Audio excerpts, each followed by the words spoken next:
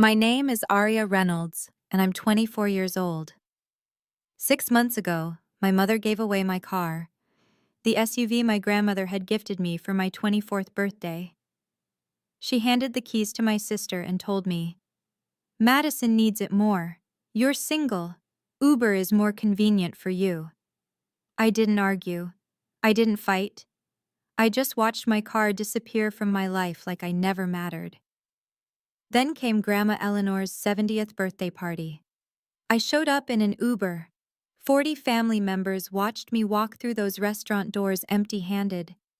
When Grandma asked where my car was, my mom smiled that same smile and repeated those same words in front of everyone. What happened next made every person in that room realize they had severely underestimated both me and my grandmother. Before I continue, if you're curious about how this story ends, please take a moment to like and subscribe, but only if you genuinely enjoy this kind of content. Drop a comment letting me know where you're watching from and what time it is there. Now, let me take you back to where it all started. Growing up, I was always the invisible one. My family wasn't large, just my parents, my older sister Madison, and me. Dad worked as an accountant. Mom stayed home until we were in middle school, then took a part-time job at a real estate office. We weren't wealthy, but we weren't struggling either. Middle-class suburban life in every sense. Madison was 4 years older than me. She had Mom's blonde hair, Mom's green eyes, Mom's laugh. People always said they could be twins. I took after Dad's side, darker hair, quieter demeanor, a tendency to observe rather than participate. From the beginning, Madison was the sun. I was the shadow. When we were kids, if Madison wanted my toy, Mom would say, "Aria, share with your sister, you're more flexible." If Madison needed the bigger room, Mom would explain, "Madison has more friends over. You understand, right?" If Madison's activities conflicted with mine, guess who's got canceled? I learned early that flexible was code for expendable. By the time I turned 20, I'd built my own life. I worked as a freelance content writer, remote work that paid well enough for my apartment, my bills, my independence. But because I didn't commute to an office, Mom never considered it a real job. "When are you getting a proper career?" she'd ask at every family dinner. "Madison has a husband, a baby on the way. What do you have?" Madison married Derek Clark at 24, had little Ethan at 25. She lived the life Mom had blueprinted for both of us. I was the rough draft that never got published. Looking back, I realized flexible was just another word for expendable in my family. And that car, my birthday SUV, was supposed to change everything. It didn't. The second sign came a year before the party. Grandma Eleanor had been living alone since Grandpa passed. She was 70 then, sharp as ever, but the family worried. Someone floated the idea of her moving closer to us. Mom took charge immediately. She called a family meeting, which meant her, Dad, Madison, and Derek sitting around our parents' dining table. I found out about it 3 days later, after all the decisions had been made. "We talked about Grandma," Mom mentioned casually over the phone. "Madison's going to check on her twice a month. Derek will handle any repairs at her place." I waited for my assignment. It never came. "What about me?" I finally asked. "I work from home. I could help with—" "Oh, sweetie, you're so busy with your little computer thing." Mom's voice dripped with dismissal. "Let Madison handle it. She's better with people anyway." Better with people. Right. What Mom didn't know was that I'd been video calling Grandma every Sunday for 2 years. While Madison's twice-a-month visits lasted 30 minutes max, Grandma and I would talk for hours. About Grandpa, about her garden, about the books she was reading. Once, during one of our calls, she said something I didn't understand at the time. "You remind me so much of your grandfather, Aria." Her voice was soft, thoughtful. "Quiet, but you see everything." I laughed it off then. I shouldn't have. Because Grandma saw everything too. Every phone call where Mom talked over me. Every holiday where Madison's family got the spotlight, every small cruelty disguised as practicality. She was watching, waiting, and she was the one person in my family I had completely underestimated. My 24th birthday was supposed to be forgettable. I'd stopped expecting much from my family. A card. Maybe dinner if Mom felt generous. The bar was underground, and somehow they still found ways to trip over it. But that year was different. Mom called a week before. "Come to the house Saturday. We have something for you." I almost didn't go. Almost made up an excuse about work deadlines. But something in her voice, an unusual warmth, made me curious. The whole family was there when I arrived. Mom, Dad, Madison with Derek and baby Ethan. And in the driveway, wrapped in a giant red bow, sat a navy blue Honda CR-V. I stopped breathing. "Happy birthday, Aria." Mom handed me the keys, smiling like she'd invented generosity. "We wanted you to have reliable transportation." I remember my hands shaking as I took those keys. Madison had gotten her first car at 22, right after graduation. I was 24 and had been taking buses and Ubers for years. I'd stopped expecting equity, I'd stopped expecting anything. But here it was, proof that maybe, I mattered. Grandma Eleanor stood by the garage, watching. When our eyes met, she smiled. Not her usual smile, something deeper, knowing. "Your grandmother wanted you to have a car," Mom added, almost as an afterthought. She thought it was time. I didn't catch the significance then. I should have. That car wasn't just transportation. It was the first time in 24 years I felt visible, acknowledged, like I existed in this family beyond being Madison's shadow. I drove it everywhere for 10 months, built memories in that car, made it mine. Then Madison's car broke down, and everything changed. 3 weeks before Grandma's 70th birthday, I drove to my parents' house for Sunday dinner. Madison's minivan sat in the driveway as usual, but in the garage, in the spot where Dad's old sedan usually lived, I saw something that made my stomach drop. My SUV, navy blue, red ribbon long gone but unmistakable, with Ethan's car seat strapped in the back. I found Mom in the kitchen, stirring something that smelled like her usual pot roast. "Mom, why is my car in your garage?" She didn't look up. "Oh, Madison needed to borrow it. Her van's in the shop." "Borrow it?" "Just for a few days, honey. Her mechanic said it could take a week." I wanted to argue. I wanted to ask why no one called me first. But Madison walked in with Ethan on her hip, and the moment dissolved into baby talk and dinner preparations. A week passed. No car. 2 weeks. Still nothing. I texted Madison, "Hey, any update on your van? Need my car back soon." Her reply came hours later. "Mechanic says another week. Thanks for understanding." I called Mom. "When am I getting my car back?" "Aria, don't be difficult." Her tone shifted, colder now. "Madison has a child. She needs reliable transportation. You work from home. You can Uber." "That's not the point. It's my car." "It's a car, Aria. Don't be so materialistic."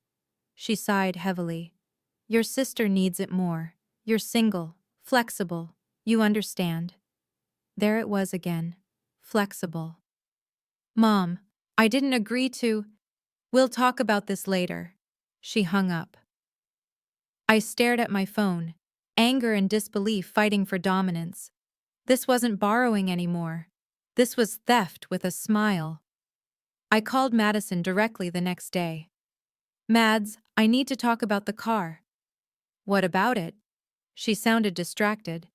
Ethan was crying somewhere in the background. "It's been 2 weeks. I need it back." Silence. Then, "Mom said I could use it. I thought you were okay with it." "No one asked me if I was okay with it." "Well?" She paused. "I mean, you don't really need it, right? You work from home." I gripped my phone so hard I thought the screen might crack. "Madison, that's not the point. It's mine. I should have been asked." "Look, Aria, I have a 3-year-old. Do you know how hard it is to get him to daycare, to doctor's appointments, to..." I know your life is hard. That doesn't mean you can take my things. I'm not taking anything. Her voice turned sharp. You're being dramatic. It's just a car. Then give it back. More silence. Mom said we could work it out at Grandma's party. We'll talk then, okay? She hung up before I could respond. I sat in my apartment, staring at the Uber app on my phone, and realized something that made my chest tight. If I stayed silent now, this would happen again. And again. Every time Madison needed something, Mom would volunteer my resources, my time, my space, my life. I'd be flexible forever. I decided I would talk to Mom at Grandma's party. Privately, calmly, like adults. I'd explain how this felt. Set a boundary, get my car back. I didn't want a war, I just wanted respect. But Mom, I would learn, had other plans, very public plans. The day of Grandma Eleanor's 70th birthday arrived with perfect autumn weather. The Rosewood was one of those restaurants that whispered money, white tablecloths, crystal chandeliers, waiters who moved like ghosts. Mom had reserved the private dining room for 40 guests. Extended family, cousins I hadn't seen in years, aunts and uncles who still pinched cheeks and asked about boyfriends. I took an Uber. The driver dropped me off at the entrance, and I smoothed down my emerald dress, took a breath, and walked toward the door. That's when I saw it. My SUV, navy blue, parked 3 spots from the entrance with a baby on board sticker I'd never bought plastered on the rear window. Madison and Derek were just climbing out. Ethan squirmed in Derek's arms, fussing about his tiny bow tie. Madison spotted me and waved like nothing was wrong. Aria, you look great. Did you Uber? I forced a smile that felt like broken glass. Convenient, right? I managed. So convenient.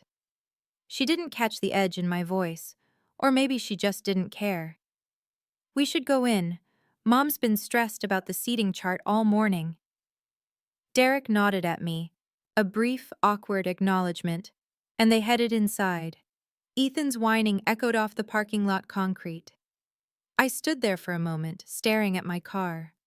The car I'd made memories in. The car that meant I existed in this family, now decorated with someone else's sticker, someone else's car seat, someone else's life. I walked into that restaurant knowing I'd have to say something, confront Mom quietly. Get this resolved. I didn't know Mom had already been talking. To everyone. The private dining room buzzed with conversation and clinking glasses. Grandma Eleanor sat at the head of the long rectangular table, elegant in navy blue, her silver hair swept back. At 70, she still had the posture of a dancer and eyes that missed nothing. I found my seat, predictably at the far end, near the cousins I barely knew. The first hour passed in small talk and appetizers. Uncle Robert gave a toast. Aunt Patricia shared childhood stories about Grandma that made everyone laugh. Then, during the main course, Grandma looked directly at me. Aria, sweetheart, her voice cut through the chatter. I noticed you arrived alone. Where's that beautiful car we got you for your birthday? 40 heads turned my way. Before I could open my mouth, Mom's voice rang out from across the table. Oh, Aria gave it to Madison! She beamed like she was announcing a charity donation.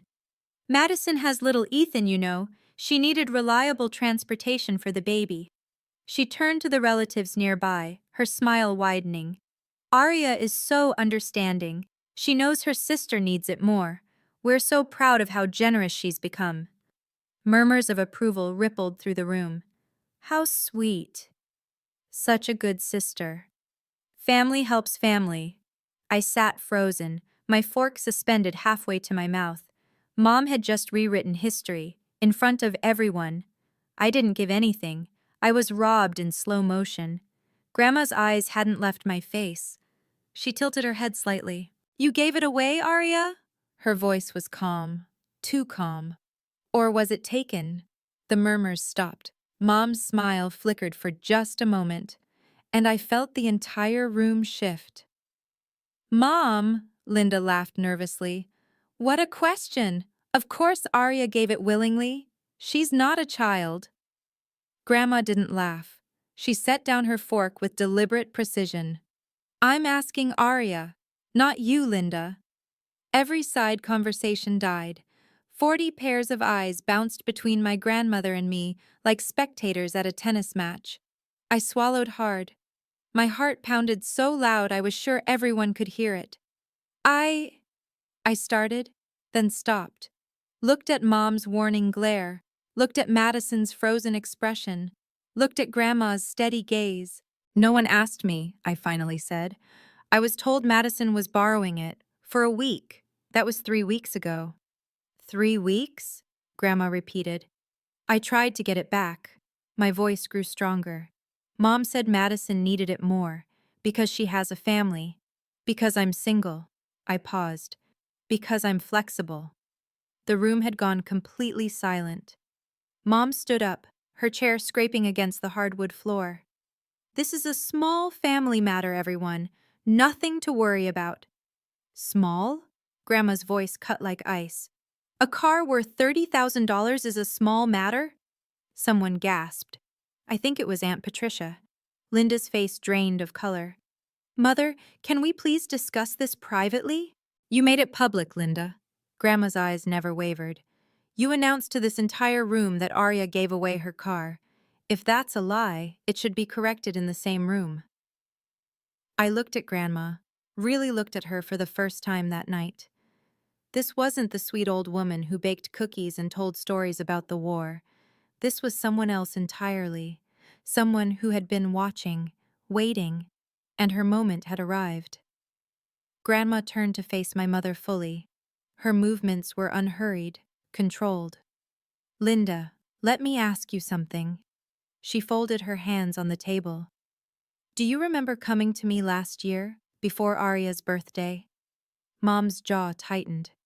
Mother, this isn't the time. Do you remember what you asked me for? Silence. Uncle Robert shifted uncomfortably in his seat. Aunt Patricia leaned forward, her brow furrowed.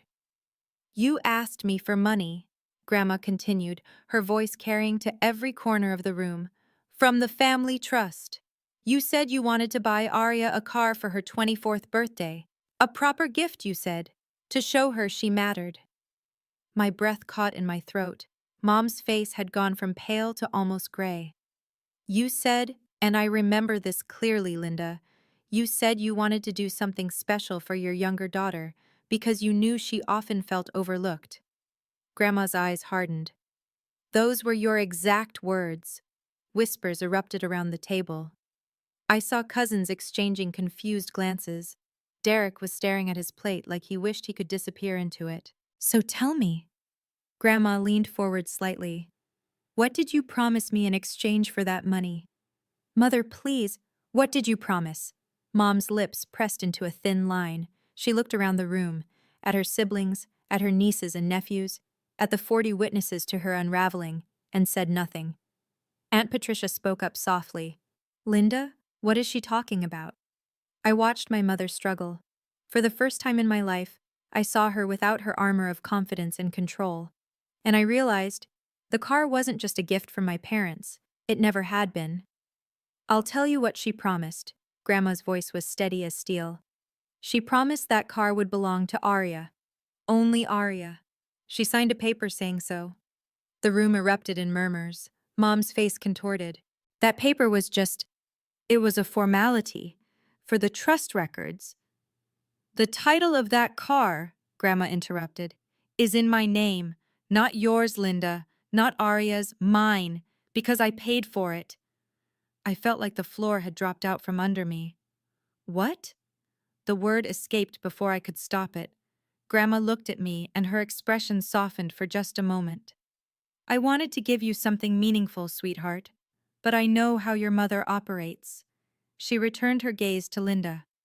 So I kept the title in my name, and I made your mother sign an agreement stating the car was exclusively for you. Madison stood up suddenly, her chair nearly toppling. Wait, Grandma, I didn't know any of this. Mom told me Arya was fine with... Did you ask her? Grandma's question cut through Madison's protest like a blade. Did you call your sister and ask if you could have her car? Madison's mouth opened, closed, opened again. Mom said, you didn't ask. Grandma nodded slowly. You assumed. You took. Just like you were taught. Derek grabbed Madison's arm, trying to pull her back down into her seat. She resisted for a moment, then crumpled. I sat there, watching my family's carefully constructed narrative collapse in real time. Grandma had known. She'd prepared. She'd waited. And she still wasn't done. Robert, she called to my uncle. Did you bring what I asked for? My heart stopped. Mom moved fast. Before Uncle Robert could respond, she stepped away from her chair, hands raised in a calming gesture. Everyone, please, let's not blow this out of proportion. Her voice had shifted, soothing now, reasonable. This is a family disagreement about a car, that's all.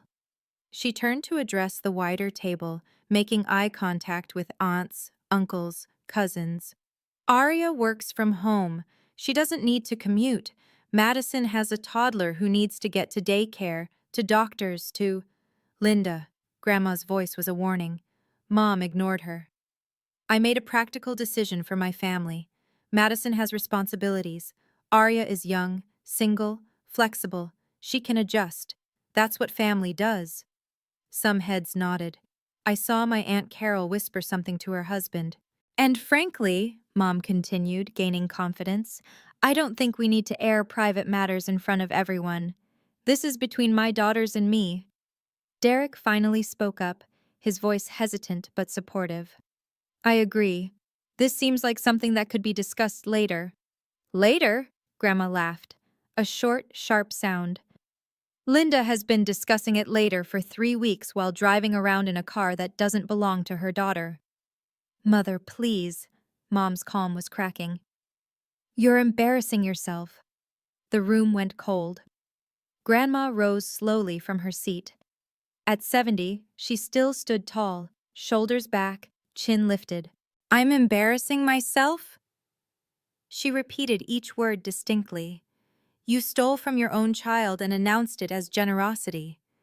And I'm the embarrassment? Nobody moved. I saw Aunt Patricia's hand cover her mouth. Uncle Robert was already reaching for something beneath the table. Mom had miscalculated. Badly. Mom's composure finally snapped.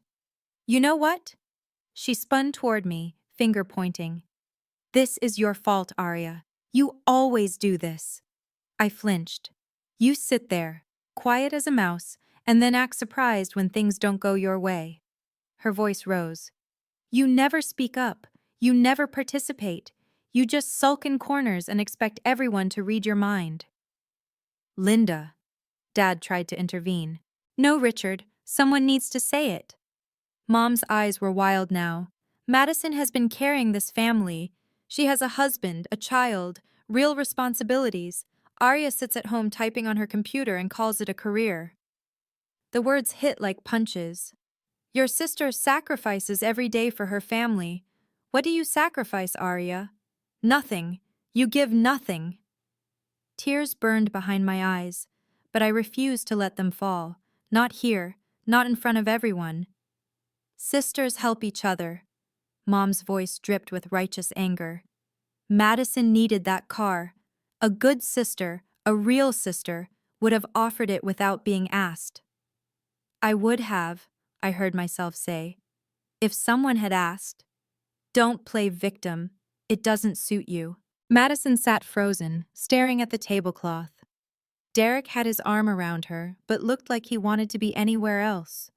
I was about to stand up, about to walk out and never look back. Then another voice cut through the tension. That's enough, Linda. Aunt Patricia was on her feet, her face flushed with anger. I sat through this exact treatment when we were kids. I won't watch you do it to your daughter.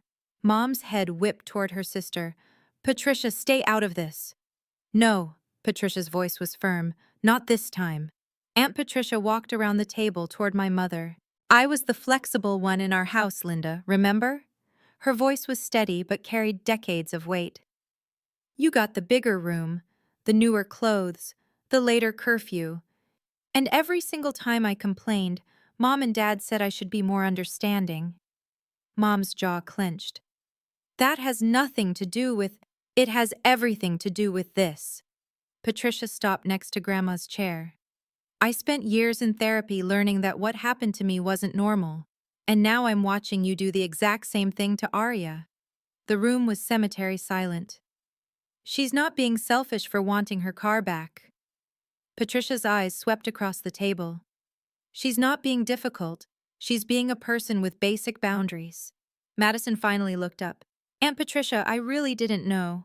Then you should have asked. Patricia didn't soften. That's the whole point. You should have asked. I felt something shift in my chest. For the first time in my life, someone in my family was standing up for me. Someone understood. Grandma placed a hand on Patricia's arm. A gentle, approving gesture. This isn't about a car anymore, Grandma said.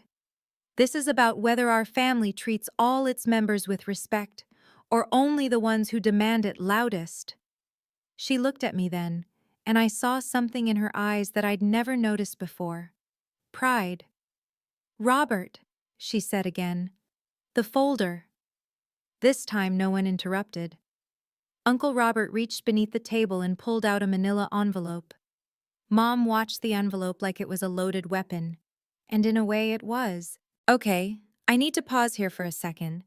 If you've ever been in a situation where your family talked about you like you weren't even in the room, where they made decisions for you and expected you to just accept it, I want to hear from you. Drop a comment below. Would you have spoken up at this point, or would you have waited like I did? Also, if you're enjoying this story, hit that like button. It really helps the channel. Now, let's get back to what happened next. Because trust me, Grandma wasn't done. Uncle Robert stood and crossed to Grandma's side of the table.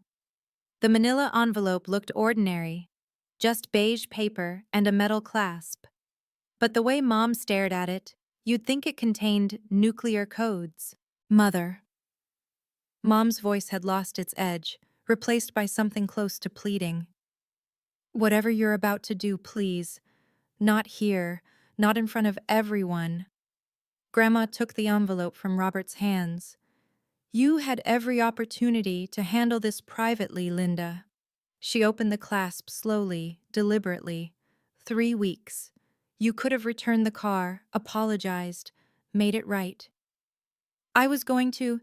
Instead, you announced to 40 people that Arya gave away her birthday gift. Grandma withdrew a stack of papers. You turned theft into a story about your daughter's generosity. She spread the documents on the white tablecloth. So the truth will be told in the same room, to the same audience. I craned my neck to see what she'd laid out. Official-looking papers, something with a logo I recognized, the DMV. Robert, please read the first document aloud. Uncle Robert picked up the top paper, adjusted his reading glasses, and cleared his throat. Vehicle registration, State of California. He paused, finding the relevant line. Registered owner, Eleanor Mitchell. Gasps rippled through the room. That's just for convenience, Mom stammered. For tax purposes. Everyone does that. Do they? Grandma's eyebrow rose. Robert, continue. He turned to the next document. This appears to be some kind of agreement. He scanned it quickly, his expression shifting from confusion to understanding to something like grim satisfaction. Read it, Grandma instructed. All of it? Every word. Mom's hands were shaking, and I finally understood what was about to happen. Uncle Robert's voice carried across the silent room. Family Trust Disbursement Agreement, dated March 15th of last year. He paused, then continued reading. I, Linda Reynolds, hereby acknowledge receipt of $28,000 from the Mitchell Family Trust. Someone whispered, 28,000? Robert kept going. These funds are designated for the purchase of a vehicle as a birthday gift for my daughter, Arya Reynolds. He looked up briefly, then returned to the document. I confirm that this vehicle will be registered in Eleanor Mitchell's name, but will serve as the sole property of Aria Reynolds for her personal use. My heart hammered against my ribs. Furthermore, Robert continued, I agree that this vehicle cannot be transferred, sold, loaned, or otherwise given to any other family member without the explicit written consent of Aria Reynolds. He lowered the paper. It's signed, Linda Reynolds, witnessed by... He squinted. Witnessed by Robert Mitchell. That's me. He looked at Mom. I witnessed this, Linda. I remember now. You told me it was routine trust paperwork. Mom's face had turned the color of ash. I didn't think, it was just a formality. $28,000 from my trust. Grandma's voice was ice. Given specifically for Aria, with explicit conditions you agreed to. In writing. Aunt Carol leaned over to her husband. She signed a legal agreement? It appears so, he murmured back. Madison was crying now, silent tears tracking down her cheeks. Derek held her but kept his eyes fixed on the floor. Do you understand now? Grandma addressed the room. This wasn't a family car that Linda could redistribute as she pleased. This was Aria's property, funded by me, protected by contract. She paused. And Linda took it anyway. There's more. Grandma gestured for Robert to continue. He pulled out another sheet, this one handwritten, the ink slightly faded. This appears to be a personal letter of commitment. Robert examined it closely. Also signed by Linda. Mom made a sound like a wounded animal. I don't see why. Read it, Robert. He cleared his throat and began. To Mother. I promise that the car purchased with your gift will remain Aria's and Aria's alone. I understand that she has often felt overlooked in our family, and I want this gift to show her that she matters. I will never take this car from her or allow anyone else to use it without her explicit permission. Robert's voice cracked slightly. I am grateful for your generosity and will honor this commitment. Your daughter, Linda. The room was frozen. I couldn't breathe, couldn't think. My mother had written those words, acknowledged that I felt overlooked, promised to do better, and then broke every single promise. That letter, Grandma said slowly, was your idea, Linda, not mine. You wanted to put your commitment in writing to show me you understood. Mom's lips moved, but no sound came out. Did you lie to me then? Or did you simply forget your promises the moment they became inconvenient? Aunt Patricia shook her head in disgust. Uncle Robert set down the papers like they burned his hands. Madison sobbed openly now. Mom, how could you? You told me Aria didn't care about the car. I thought... Mom's voice finally broke through. I thought it would be fine. She never complains. She never had to. Grandma's words fell like a gavel. That was the whole point. The verdict was in. Madison stood up abruptly, mascara streaking her cheeks. Grandma, I swear I didn't know. Her voice was raw, desperate. Mom told me Aria said yes. She said Aria thought it made more sense for me to have it because of Ethan. Grandma regarded her eldest granddaughter without warmth. And you believed that without question? Did you call your sister? Text her? Send a single message asking how she felt? Madison's mouth opened. Nothing came out. You didn't. Grandma nodded slowly. Because it was easier not to ask.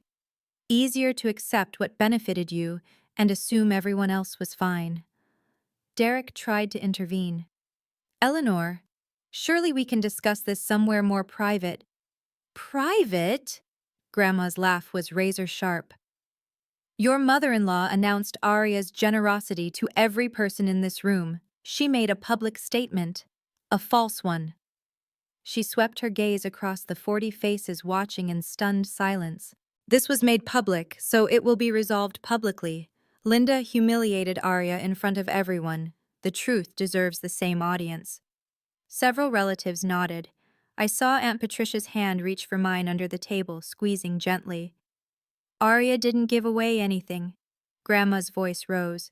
She was robbed by her own mother and sister, in broad daylight, and then blamed for being upset about it. Mom, I'm so sorry.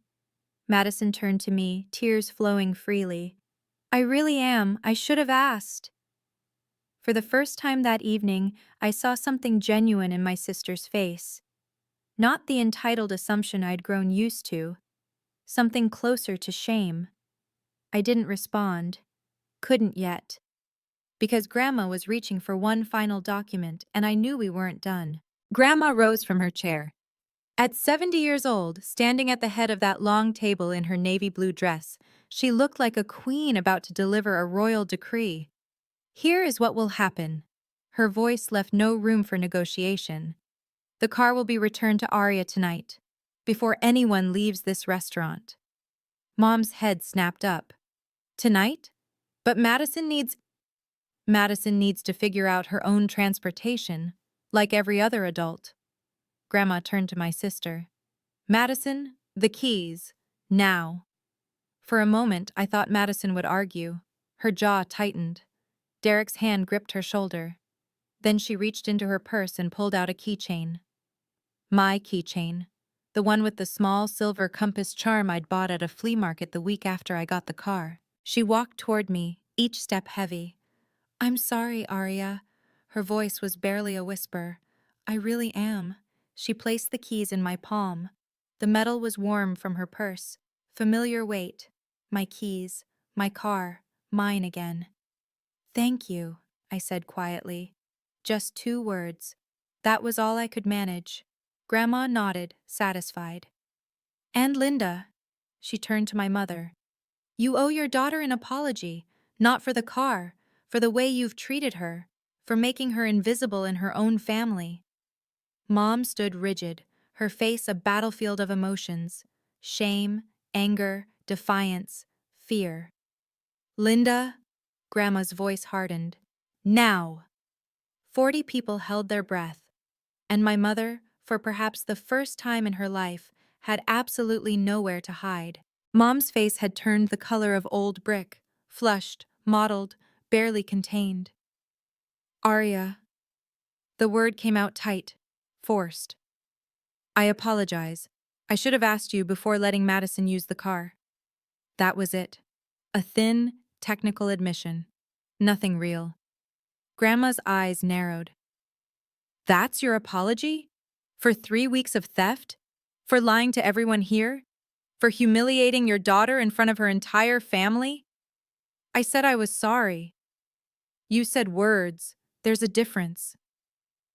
The tension in the room was unbearable. I could hear someone's watch ticking 3 seats away. But something had shifted in me during the past hour.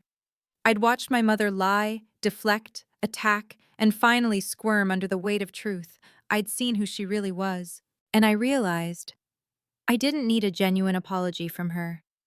I needed boundaries. Mom. I stood up, keys still clutched in my hand. I accept your apology. Relief flickered across her face.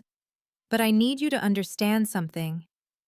I kept my voice steady, professional, the tone I used with difficult clients. From now on, any decision that involves me, my property, or my life, you ask me directly, not through Madison, not through Dad, me. Arya, you don't decide for me anymore. I held her gaze. I'm not the flexible one. I'm not the backup option. I'm your daughter, and I deserve to be asked. The room was silent. Grandma watched me with something I'd never seen directed at me before. Pride. Real, unconditional pride. That's my granddaughter, she said softly. And for the first time in 24 years, I felt like I actually existed in this family. Grandma wasn't finished. She waited until I sat down, then addressed the room again. There's one more matter to discuss. Mom groaned. Actually groaned, like a teenager being scolded. The Mitchell Family Trust. Grandma folded her hands. As most of you know, your grandfather established this trust before he passed.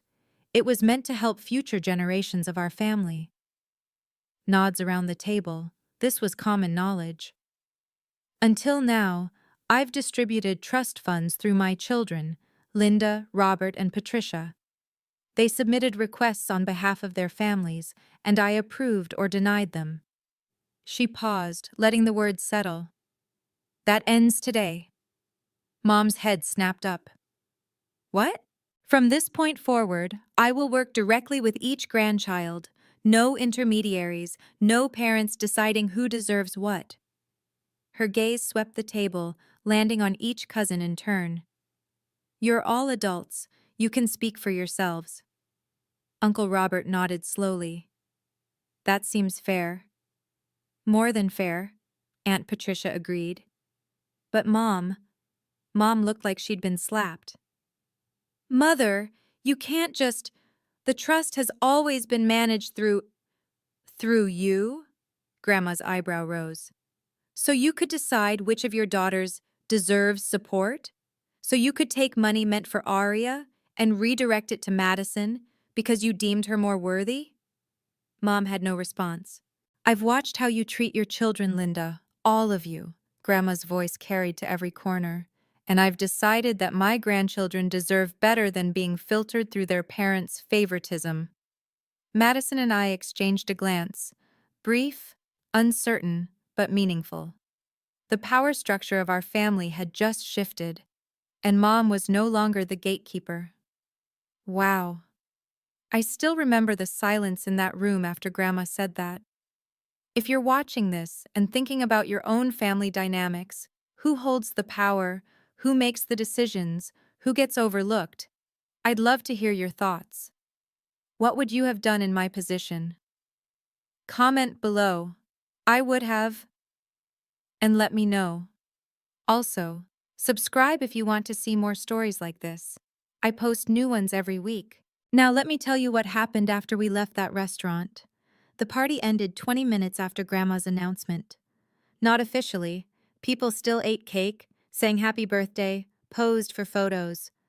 But the energy had drained from the room like air from a punctured balloon. Mom and Dad left first, barely saying goodbye. Madison and Derek followed shortly after, Ethan asleep against Derek's shoulder. Madison paused at the door, looked back at me and mouthed, "I'm sorry." I nodded. It wasn't forgiveness, just acknowledgement.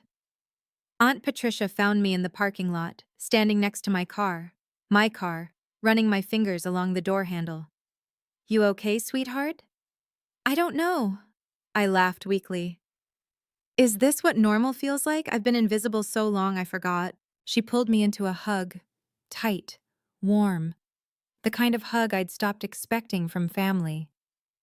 "You did the right thing tonight. Standing up for yourself. That took courage. Grandma did most of the heavy lifting. She set the stage, but you walked onto it." Patricia pulled back, holding my shoulders. "I'm proud of you, Arya, and I'm proud of who you're becoming." Uncle Robert shook my hand before he left. "Welcome to the club," he said with a wry smile. "The not the favorite club. Meetings are Tuesdays." I laughed for the first time all night. Grandma was the last one out of the restaurant. She walked slowly but steadily, waving off offers of help. "Drive safe, sweetheart," she said, patting my cheek. "Grandma, thank you for everything." "Don't thank me." Her eyes twinkled. "Just promise me you'll never be flexible again." "I promise." I drove home alone that night.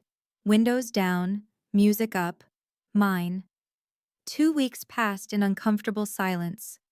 No calls from Mom, no texts from Madison. Dad sent one awkward message, "Hope you're doing okay," that I responded to with a thumbs up emoji. Then, on a Tuesday evening, Mom called. I stared at her name on my phone for 3 full rings before answering. "Arya?" Her voice was carefully neutral. "I think we should talk." "Okay." "I don't want this family to fall apart over a car." She sighed heavily. "It was a misunderstanding. Can we move past it?" A misunderstanding? You know what I mean. Things got out of hand. I shouldn't have brought it up at the party, and neither should your grandmother. I noticed what she didn't say. No acknowledgement of what she did wrong. No recognition that she'd stolen from me and lied about it. Mom, I'm willing to talk, but you need to understand. Good. She cut me off. Actually, before we meet, I wanted to ask you something. Here it comes. Has Grandma talked to you about the trust? About what she plans to do now that she's managing things directly? There it was. The real reason for the call. If you want to know about the trust, ask Grandma yourself. I'm asking you. Has she said anything about plans for the grandchildren? About distributions? My chest tightened with old, familiar disappointment. Mom, if the only reason you're calling is to find out if I'm getting money from Grandma, that's not. Then this conversation is over. I kept my voice steady. When you want to talk about what actually happened, I'll be here. Goodbye, Mom. I hung up before she could respond.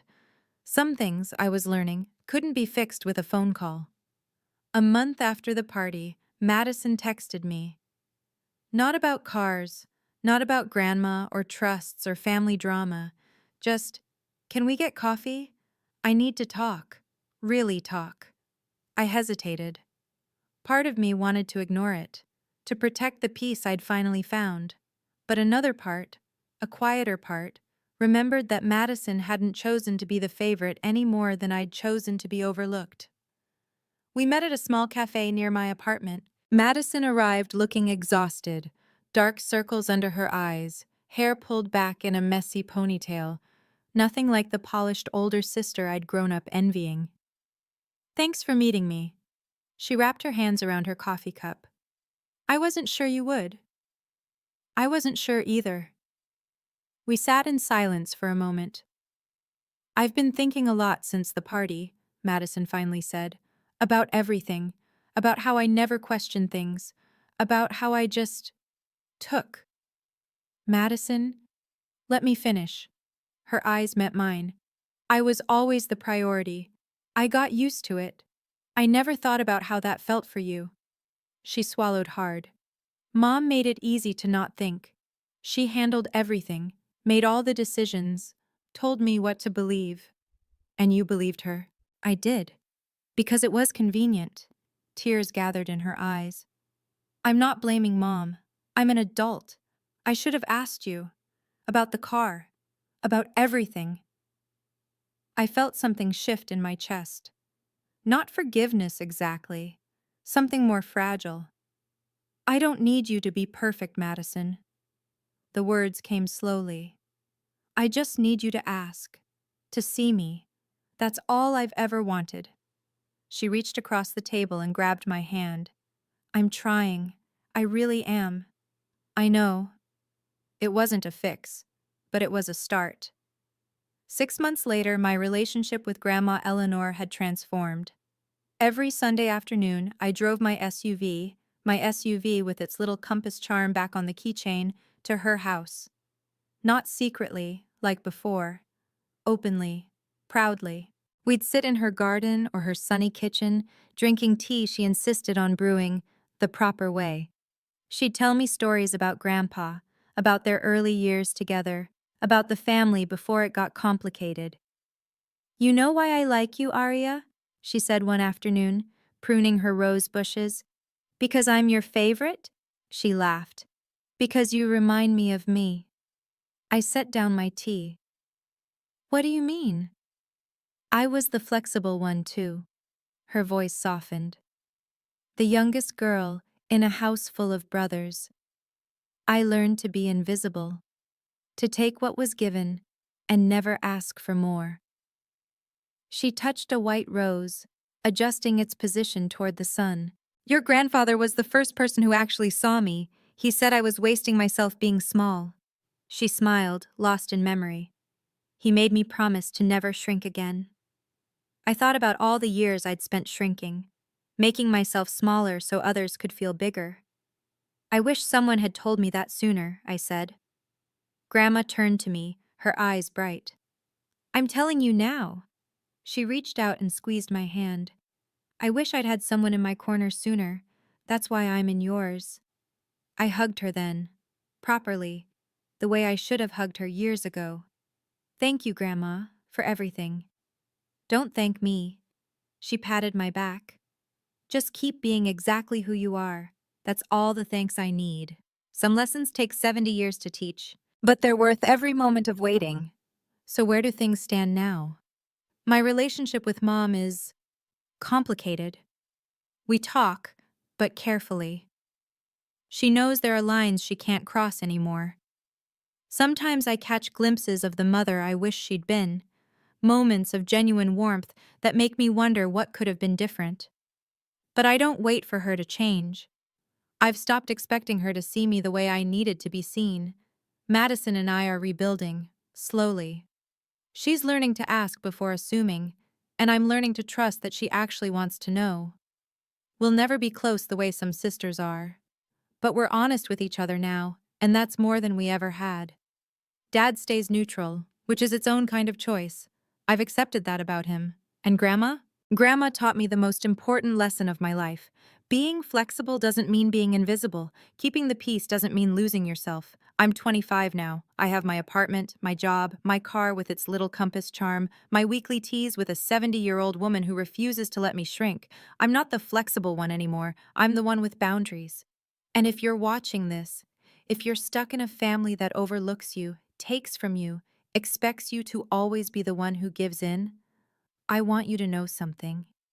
You have the right to say no. You have the right to be asked. You have the right to take up space in your own life. Someone out there sees you. Maybe they haven't spoken up yet. Maybe, like my grandma, they're waiting for the right moment. But you don't have to wait for them. You can start speaking up for yourself. Today, that's my story. Thank you for staying with me until the end. If this resonated with you, if you've ever felt invisible in your own family, I want you to know you're not alone. Drop a comment below and tell me, what boundary did this story inspire you to set? And if you haven't already, please subscribe and hit the bell.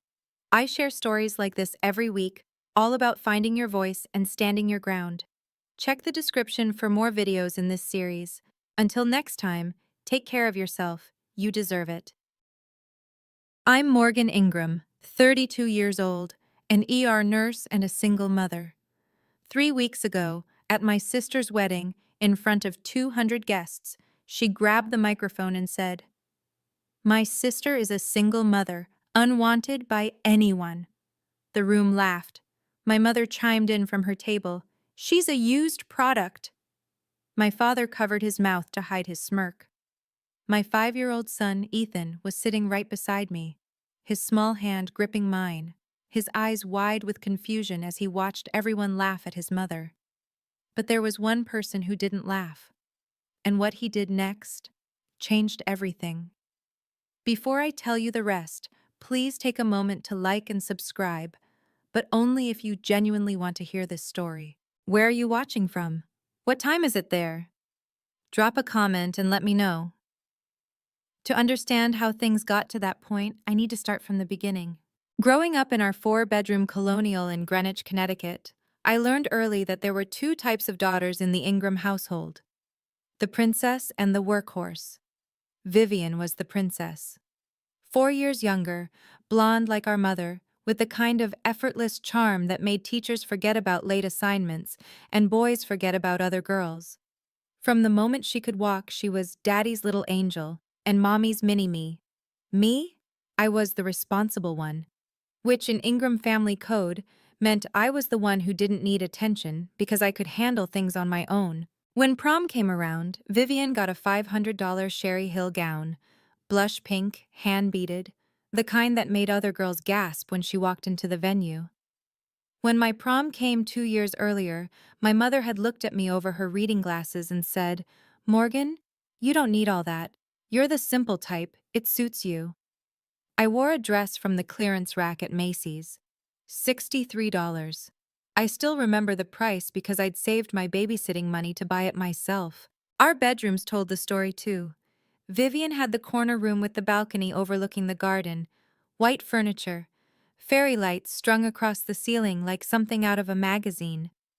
My room was at the end of the hall, next to the utility closet, furnished with hand-me-downs from our grandmother's estate. I didn't hate Vivian for any of it. How could I? She was just a kid benefiting from a system she didn't create. But I did wonder, sometimes late at night, what I had done wrong. What fundamental flaw existed in me that made my own parents look right through me. I didn't know then that this pattern would follow me all the way to her wedding day. I met Kevin at 24, during my second year as an ER nurse at Hartford General. He was a pharmaceutical sales rep, charming, confident, the kind of man who made you feel like the only person in a crowded room. We married a year later. My parents attended the wedding, but spent most of the reception talking about Vivian's upcoming internship at a prestigious PR firm in Manhattan. "She's going places," my mother kept telling the guests. "Both my girls are doing well, but Vivian, she's something special." At my own wedding reception, the marriage unraveled faster than I could have imagined. Kevin had a gift for making me feel small, questioning my choices, criticizing my appearance, isolating me from friends.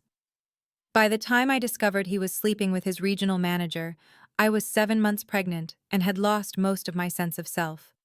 The divorce was finalized when Ethan was 14 months old. I was 27, alone, working night shifts while my son slept at a daycare that charged by the hour. My mother's response to the news? A long sigh, followed by, "I always worried you didn't know how to keep a man happy. Vivian would never let this happen to her." My father said nothing. He never did. Vivian texted me once during the whole ordeal. "That sucks. But honestly, you always pick the wrong guys. Maybe try therapy?"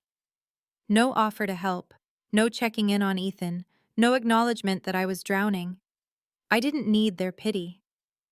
I told myself that every night as I heated up instant noodles after a 12-hour shift, Ethan asleep in his crib in our cramped one-bedroom apartment, I just needed them to stop treating my pain like entertainment. Daniel Mercer entered the picture 2 years before the wedding. Vivian met him at a charity gala, some black tie event benefiting foster children. He was a children's rights attorney, the kind who took pro bono cases for families who couldn't afford representation.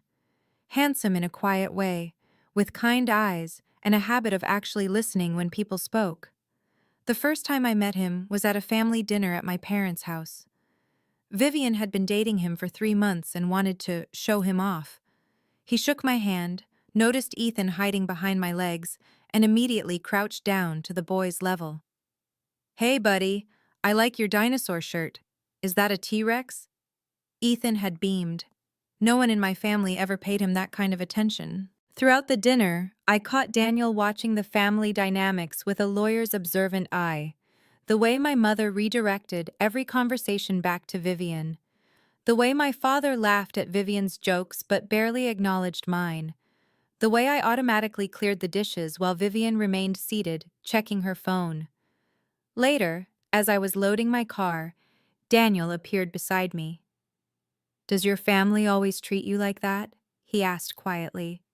I was so startled I almost dropped Ethan's diaper bag. "Like what?" "Like you're invisible." I forced a laugh. "That's just how we are. Vivian's the star, I'm the supporting cast."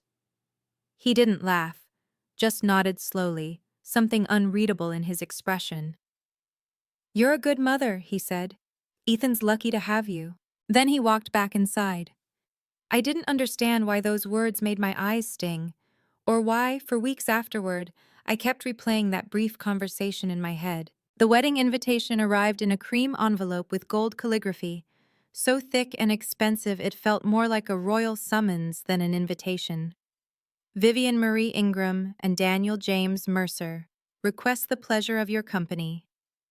The venue was the Carlyle, a 5-star hotel in Manhattan, with a ballroom that had hosted senators, celebrities, and at least one minor European royal. 200 guests. Estimated budget, $150,000, funded entirely by my parents.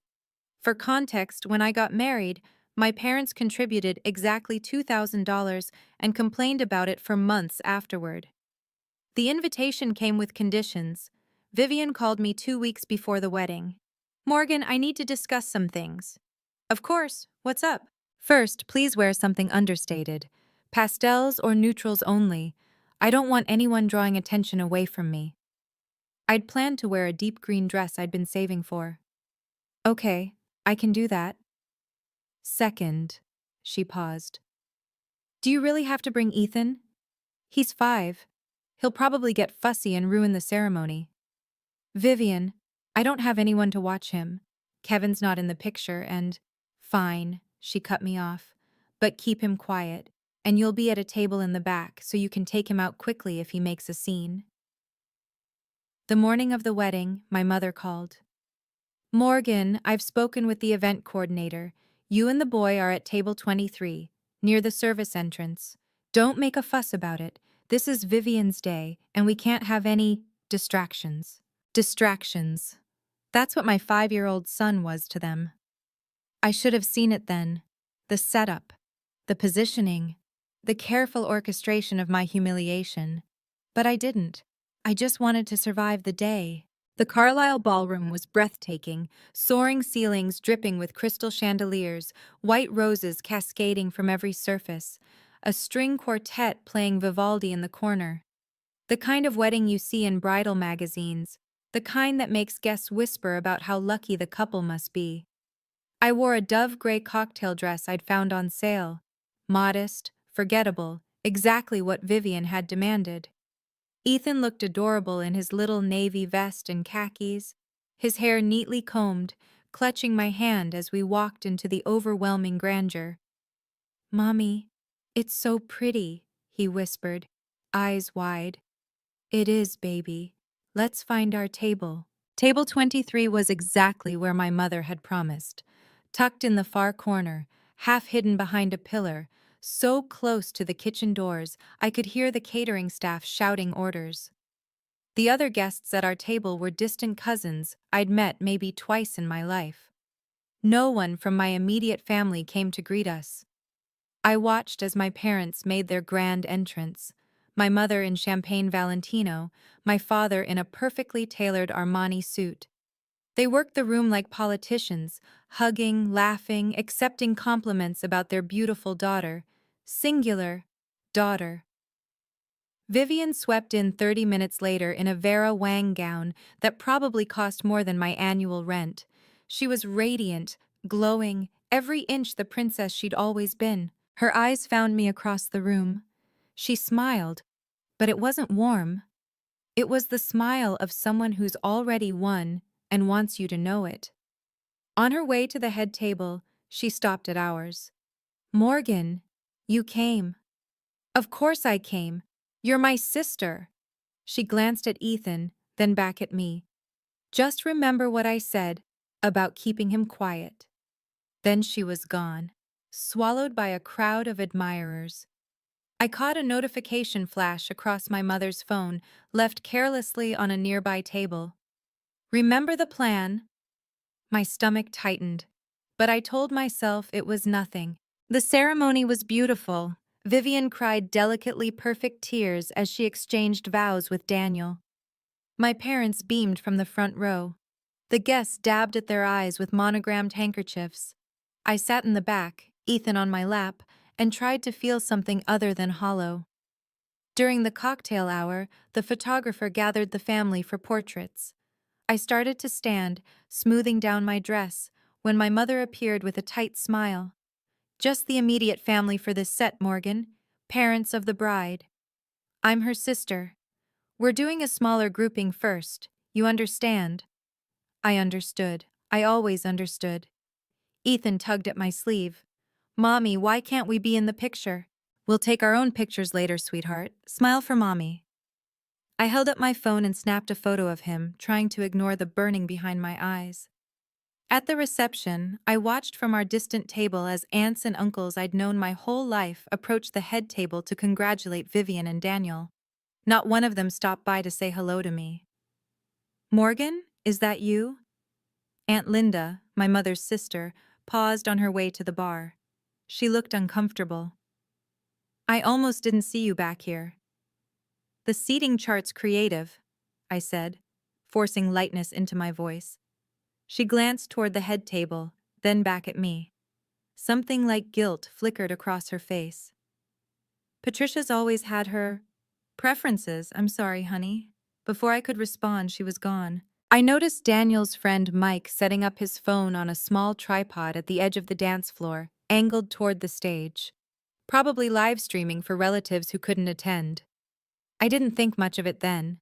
I had no idea that phone would become the most important witness to what happened next. The clinking of silverware against crystal silenced the room. The MC, a polished man in a three-piece suit, stepped up to the microphone. Ladies and gentlemen, the bride would like to say a few words. Applause rippled through the ballroom as Vivian rose from her seat, radiant in the glow of a dozen spotlights. She took the microphone with practiced ease, her Cartier bracelet catching the light. Thank you all so much for being here, she began, her voice honey-sweet. This is the happiest day of my life, and I'm so grateful to share it with everyone I love. She smiled at Daniel, who watched her with an expression I couldn't quite read. First, I want to thank my incredible parents. Mom, Dad, you've given me everything. Your love, your support, your belief in me. I am who I am because of you. My mother pressed a hand to her heart, tears already forming. My father nodded proudly. And I want to talk about family, Vivian continued, her tone shifting slightly. About what family really means. About the lessons I've learned from watching everyone. Her eyes swept the room and landed on me. The warmth in her expression cooled. Especially my sister. Ethan perked up beside me. Mommy, Aunt Viv is talking about you. I know, baby. Shh. But something in Vivian's smile made my blood run cold. It wasn't affection. It wasn't gratitude. It was anticipation. Morgan, could you stand up? Vivian called out, her amplified voice bouncing off the chandeliers. I want everyone to see you. 200 faces turned toward our corner table. My legs felt like they were filled with concrete, but I stood. Ethan looked up at me confused. There she is, Vivian said, her smile widening. My big sister, the one who taught me so many valuable lessons about life. See, my sister Morgan is a single mother. The words hung in the air, sharp and deliberate. A few guests shifted uncomfortably. Vivian's smile didn't waver. She got married young, had a baby, and then, well, things didn't work out. She tilted her head in mock sympathy. Her husband left her. Couldn't handle it, I guess. And now she's alone. Scattered nervous laughter from the crowd. I felt my face flush hot. My sister is unwanted, Vivian continued, her voice carrying a theatrical sigh. No man wants her. I mean, can you blame them? She's got baggage now, a kid, bills, that whole mess. More laughter, bolder this time. A few of Vivian's sorority sisters at a nearby table giggled into their champagne. I couldn't move, couldn't breathe. Then, from the head table, my mother's voice rang out clear as a bell. She's a used product. The room erupted, 200 people laughing, my mother laughing, my father covering his mouth, shoulders shaking with barely contained amusement. I looked down at Ethan. His small face was crumpled with confusion, his eyes darting between me and the laughing crowd. Mommy? His voice was tiny, scared. Why is everyone laughing at you? I couldn't answer. My throat had closed completely. I saw the notes in Vivian's hand then. Typed, prepared, rehearsed. This wasn't a spontaneous joke. This was planned, scripted. A coordinated attack disguised as a wedding speech. But you know what? Vivian was saying, riding the wave of laughter. Morgan taught me a valuable lesson. She showed me exactly what not to do with my life. So really, I should thank her. She raised her champagne glass toward me. To Morgan, my cautionary tale. The guests raised their glasses. Some were still laughing. Others looked uncomfortable but said nothing. And my 5-year-old son watched his mother become a punchline. Vivian wasn't finished. You know, growing up, everyone always asked why Morgan and I were so different. She set down her champagne, pacing the stage like a performer hitting her stride. Same parents, same house, same opportunities. But Vivian succeeded, and Morgan, well, she gestured vaguely in my direction. I used to feel bad about it. Poor Morgan, always struggling. Poor Morgan, can't keep a man. Poor Morgan, stuck in that sad little apartment with her sad little life. My mother nodded along, dabbing at her eyes, but they weren't tears of sympathy. They were tears of laughter. But then I realized, Vivian continued, some people are just meant to be warnings, not examples. And my sister? She's the best warning I could ask for. Applause. Actual applause. I felt Ethan's hand tighten around mine. His whole body was trembling. "Mommy, I want to go," he whispered, his voice cracking. "I know, baby. I know." But my legs wouldn't move. I was frozen, pinned under the weight of 200 judging eyes, my mother's cruel laughter, my father's complicit silence. This was rock bottom, I thought. This was the lowest point. I was wrong. Vivian raised her glass again. "Honestly, Mom's right. Morgan is a used product, damaged goods. But hey," she shrugged with theatrical innocence, "at least she's here to see how a real success story ends." The laughter swelled, and then movement from the head table. Daniel pushed back his chair. His jaw was tight, his eyes fixed on Ethan's small, shaking form pressed against my side. For a moment, I thought he was leaving, walking out on his own wedding. Instead, he walked directly toward the stage, toward Vivian, toward the microphone. The laughter faltered, then died. No one knew what was about to happen, including me.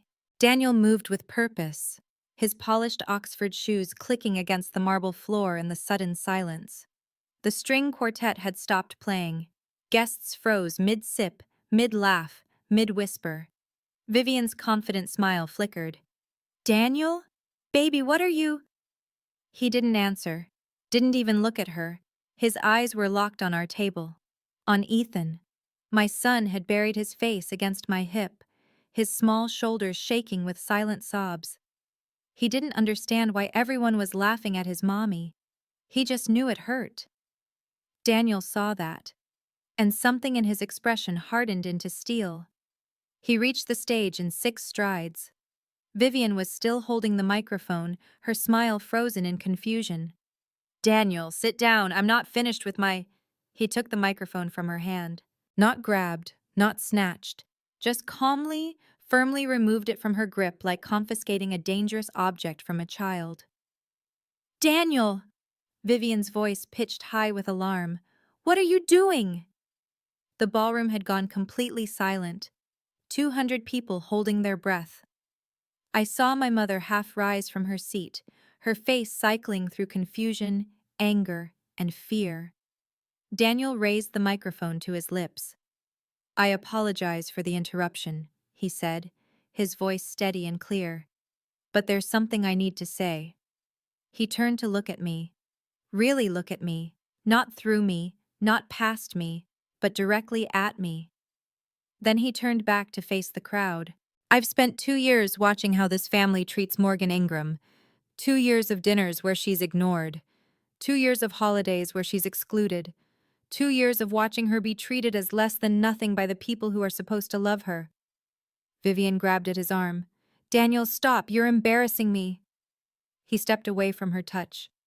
"No, Vivian, you did that yourself." Daniel's voice carried across the silent ballroom, steady as a courtroom closing argument. "I'm a children's rights attorney. I've dedicated my career to protecting kids from family trauma, from environments that damage them, from adults who should know better." He pointed toward our table, toward Ethan still pressed against my leg, still trembling. "That little boy is 5 years old. 5. And you just made him watch 200 adults laugh at his mother. You called her unwanted. You called her damaged goods. You called her a used product." His voice cracked with barely contained fury. In front of her child. Silence. Absolute, ringing silence. My mother's face had gone pale. My father stared at his plate. I've spent my whole life fighting against exactly this kind of cruelty, Daniel continued. And I cannot, become part of a family that inflicts it. He turned to Vivian. She was frozen, her perfect makeup suddenly garish under the harsh lights, her carefully crafted facade crumbling in real time. Daniel, please, she whispered, the microphone catching every word. You're overreacting. It was just a joke. A joke? His laugh was hollow. You planned this. You rehearsed this. You turned your own sister's pain into entertainment. He stepped back from her, creating a visible chasm between them. I can't marry you, Vivian. I won't. The collective gasp from 200 guests was audible. And one more thing. Daniel's eyes found Mike's phone, still recording on its tripod. My cousin Mike has been live streaming this reception for family members in California who couldn't attend. About 50 people have witnessed exactly what kind of family I almost married into. He set the microphone down on the stage with a soft thud. I'm sorry for the disruption to your evening, he said to the stunned guests. The bar is still open. Please, enjoy. Then he walked off the stage. The dam broke. Morgan! My mother was on her feet, her Valentino gown swirling around her ankles as she stormed toward our table. Her face was twisted with rage, not at Vivian, not at herself, but at me. What did you do? She hissed, jabbing a manicured finger in my direction. What did you say to Daniel? You ruined your sister's wedding. Mom, I didn't. You've always been jealous of her. My mother's voice rose to a shriek that silenced the tentative murmurs beginning to ripple through the crowd. You couldn't stand to see her happy, could you? You had to poison Daniel against her. Vivian had collapsed into her chair at the head table, mascara tracking down her cheeks.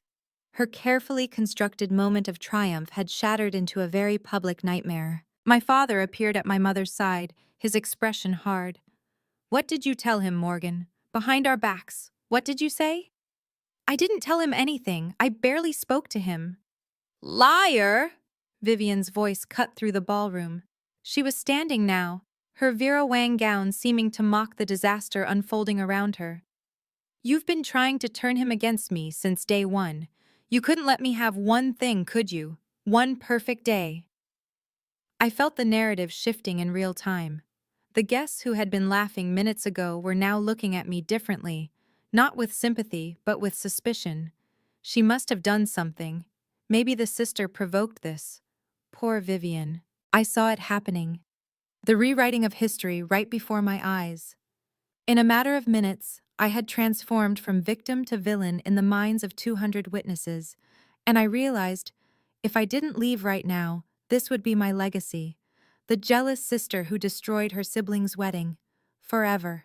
If you've ever been in a situation where you were blamed for something you didn't do, where people twisted the truth to make you the villain, comment I understand so I know I'm not alone in this. And if you want to know what I did next, like this video, that's how you tell me this story is worth finishing. Now, back to that ballroom. I looked down at Ethan. His face was red and blotchy from crying. His small hands were balled into fists against his chest.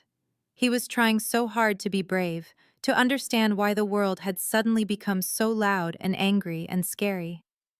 And in that moment, something shifted inside me. For 32 years, I had been the one who stayed quiet, the one who kept the peace, the one who absorbed every slight, every insult, every moment of being overlooked, because fighting back wasn't worth the drama. But this wasn't about me anymore. This was about my son watching his mother be torn apart and doing nothing. I stood up, not dramatically, not defiantly, just stood. Smoothed down my gray dress, lifted Ethan into my arms. I didn't say anything to Daniel, I said, my voice calm and clear. I didn't need to. He has eyes. He's watched you treat me like garbage for 2 years, and tonight he finally decided he couldn't live with it.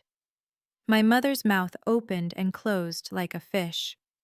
You're lying. Vivian spat. You've always been jealous, Morgan. Since we were kids. You can't stand that I'm better than you. I didn't argue, didn't defend myself. What was the point? Instead, I turned and began walking toward the exit. Behind me, I heard my mother's voice, shrill with desperation. Morgan! You come back here and apologize to your sister right now. I didn't turn around. Ethan wrapped his arms around my neck, his wet cheek pressed against mine. Mommy, he whispered, are we going home? Yes, baby. Good. A pause. I don't like it here. I know, sweetheart. I kissed his forehead as the ballroom doors loomed ahead. Neither do I. The walk from table 23 to the ballroom exit was approximately 40 feet. It felt like 40 miles. I kept my back straight, my steps measured. Ethan clung to me, his face hidden against my shoulder. Around us, 200 guests sat in stunned silence, watching the drama unfold like a live theater performance they hadn't paid to see. I saw Daniel standing near the doorway. He wasn't fleeing the scene. He was waiting. When I reached him, he stepped forward, blocking the path just long enough to speak. Morgan. His voice was quiet, meant only for me. I'm sorry. I should have said something years ago. I should have. Don't apologize. I shifted Ethan on my hip. You just saved my son from watching his mother be humiliated without anyone caring. That's more than anyone in my own family has ever done. He reached into his jacket pocket and produced a business card.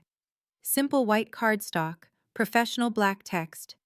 Daniel Mercer, attorney at law, family and children's rights. If you ever need anything, legal help, a reference, anything at all, call me. Pro bono. I mean it. I took the card and tucked it into my purse. Thank you. For Ethan. Behind us, I could hear Vivian's voice rising in hysterics, my mother trying to calm her, my father issuing terse commands to the bewildered wedding planner. I didn't look back.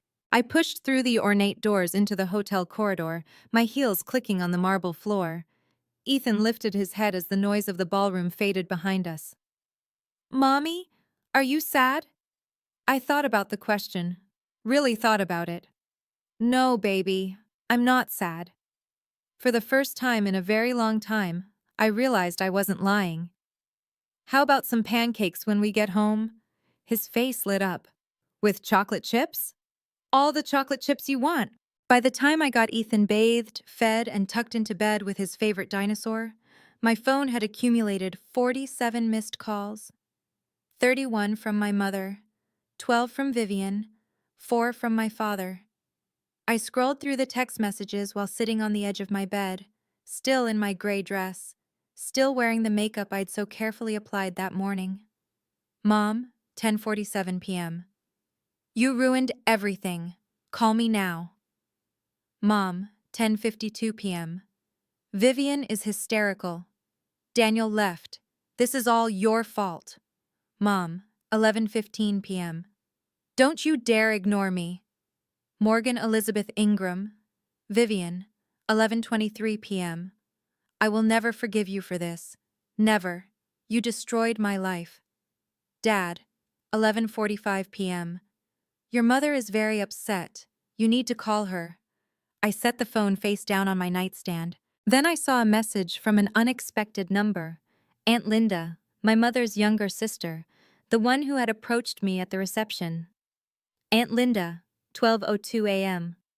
Morgan, I watched the live stream from Mike's phone. Honey, I am so sorry.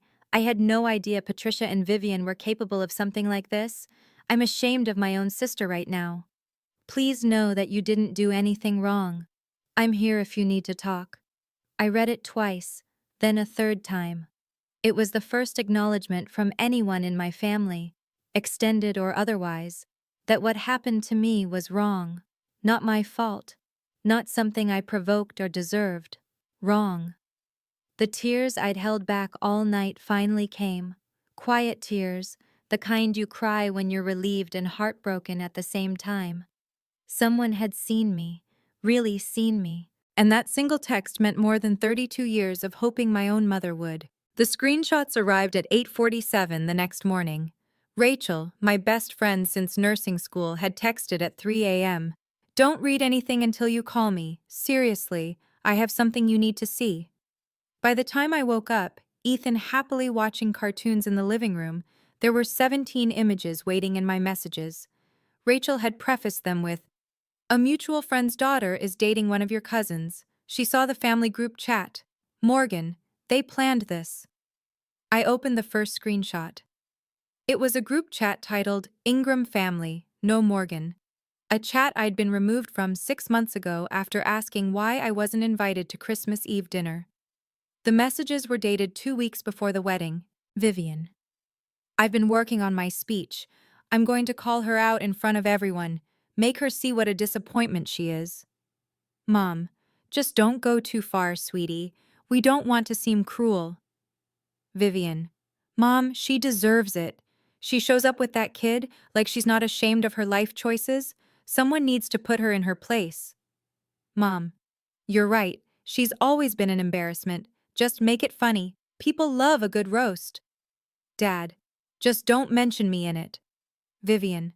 "Trust me, she won't say anything back. She never does."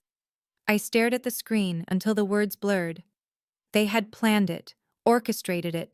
My mother had helped write the speech that called me a used product in front of 200 people. And my father, my quiet, passive father, had known and said nothing. Rachel's final message read, "I'm so sorry, Morgan, but you needed to know. It wasn't spontaneous. It was a coordinated attack." She was right. I did need to know, because now I understood. There was nothing left to save. I sat with the screenshots for a long time. Ethan had fallen asleep on the couch, worn out from the chaos of the night before, his small chest rising and falling in peaceful rhythm. I watched him sleep and felt something settle inside me, something clear and cold and final. For 32 years, I had been chasing something that didn't exist: my mother's approval, my father's attention, my sister's respect. I had bent myself into impossible shapes, trying to earn love that was never going to come. I had accepted crumbs and called them enough. I had let them treat me like a placeholder, a supporting character in my own life story. And for what? So they could plan my public humiliation as a wedding gift to themselves? I closed the screenshots and opened a new document on my phone. I typed 2 words. No contact. That was it. No dramatic confrontation. No tearful phone call demanding explanations. No attempt to make them understand the depth of their betrayal. Just nothing. I would stop calling. Stop showing up to family events where I was only invited to be ignored. Stop hoping that someday, somehow, they would look at me and see someone worth loving. I wasn't going to announce it, wasn't going to give them the satisfaction of a scene they could spin into more evidence of my instability or jealousy. I would simply disappear from their lives the way they had always wanted me to. Quietly, completely, permanently. My phone buzzed with another call from my mother. I declined it and blocked the number. Then Vivian's. Blocked. Then my father's. Blocked. I looked at Ethan, still sleeping peacefully, and felt something unfamiliar loosen in my chest. Not anger, not grief, relief. "We're going to be okay, baby," I whispered to him. "I promise." They showed up 3 days later. I was just getting home from work, Ethan chattering happily about the finger painting he'd done at daycare, when I saw them standing on the steps of my apartment building. My mother in a cashmere coat, my father in his usual golf attire, both looking like they'd taken a wrong turn into the wrong neighborhood. "Morgan," my mother's voice was ice, "we need to talk." Ethan's grip tightened on my hand. "Mommy, why is Grandma here?" "I don't know, sweetheart. Go wait inside with Mrs. Patterson, okay? I'll be right there." My elderly neighbor had already appeared in her doorway, drawn by the tension in the hallway. She gave me a knowing look and held out her hand to Ethan. "Come on, honey, I just baked cookies." Once he was safely inside, I turned to face my parents. "You blocked our numbers," my mother said, her voice trembling with outrage. After what you did to your sister, you blocked us?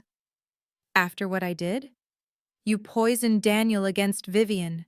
You destroyed her wedding. The venue is demanding full payment. The caterers won't refund a dime. Do you have any idea how much money you've cost this family? I laughed. I couldn't help it. A sharp, bitter sound that made my mother flinch. I didn't do anything, Mom. Vivian stood up and called me unwanted in front of 200 people. You called me a used product. Daniel made his own decision based on what he witnessed. It was a joke. My mother threw her hands up. A harmless joke that you, in front of my 5-year-old son. My voice dropped to a dangerous calm. You humiliated me in front of Ethan. He asked me why everyone was laughing at his mommy. For the first time, something flickered in my mother's eyes, something almost like guilt. But it vanished as quickly as it came. Vivian is devastated, my mother pressed on, her voice softening into what she probably thought was maternal concern. Daniel won't return her calls. The wedding photos are ruined. She's talking about therapy, Morgan. Therapy. My baby girl. Then therapy might be exactly what she needs. My mother's face reddened. How dare you? Mom. I held up a hand. I'm going to say this once, and then I want you to leave. She fell silent, shock flickering across her features.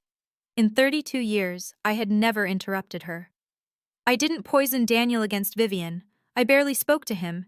He made his choice because he watched how this family treats me, how you treat me, and decided he couldn't be part of it. That's not... I'm not finished. The words came out steady, unflinching. You planned that speech. I've seen the group chat screenshots. You helped Vivian decide exactly what to say. You knew she was going to humiliate me and you encouraged it. My mother went pale. My father shifted uncomfortably, suddenly fascinated by a scuff mark on the hallway floor. Vivian is crying? I continued. Good. Maybe now she'll understand what it feels like. I've been crying since I was 12 years old, trying to figure out why my own mother looked at me like a disappointment. Morgan, that's not fair. You called me a used product, Mom. In front of my child. In front of 200 people. And you're standing here asking me to apologize? The silence stretched between us like a chasm. I love you, I said quietly. I've spent my whole life loving you and hoping you'd love me back. But I can't do this anymore. I won't raise Ethan in an environment where he learns that abuse is acceptable if it comes from family. I stepped toward my door. Please leave. If you've ever had to set a boundary with someone you loved, even when it broke your heart, comment boundaries. So I know you understand. And if you want to hear what happened next, keep watching, because what I'm about to tell you proves something important. Sometimes walking away is the most powerful thing you can do. Let me take you back to that hallway. My mother's face cycled through a dozen emotions in 3 seconds: disbelief, rage, hurt, calculation, before landing on her weapon of choice: tears. Morgan. Her voice cracked artfully. You're going to regret this. When I'm gone someday, you'll wish you'd been a better daughter. The guilt trip, classic Patricia Ingram. A year ago, it would have worked. 6 months ago, it would have made me apologize. Even a week ago, I might have hesitated. But that was before she laughed at her own daughter being called worthless. Before she added her own knife to the wound. Before I watched my son's face crumble as his grandmother made his mother into a punchline. Maybe, I said. Or maybe I'll look back and know that I protected my child from the same damage you did to me. The door to Mrs. Patterson's apartment opened. Ethan peeked out, cookie crumbs on his chin. Mommy, are you coming? I smiled at him. A real smile, warm and sure. Yes, baby, 1 minute. My mother lunged toward him, arms outstretched. Ethan, sweetheart, come give Grandma a hug. I stepped between them, not aggressively but firmly. No. The word hung in the air like a slap. He's my grandson. And he's my son, and I decide who gets access to him. My father finally spoke, his voice gruff with discomfort. Morgan, your mother is upset. Let's all just calm down and... Goodbye, Dad. I took Ethan's hand and guided him toward our apartment door. At the threshold, I turned back one last time. My mother was crying, real tears now, or close enough. My father stood helplessly beside her. "I'm not doing this to punish you," I said. "I'm doing this because I finally understand that I deserve better than what you've given me." Then I closed the door and locked it. The video spread faster than my mother could contain it. Within a week, it had made the rounds through the extended Ingram family: cousins, aunts, uncles, second cousins I'd never met, passed along like evidence in a trial. Aunt Linda called me on a Tuesday evening. "Morgan, I just got off the phone with your Uncle Robert in Sacramento.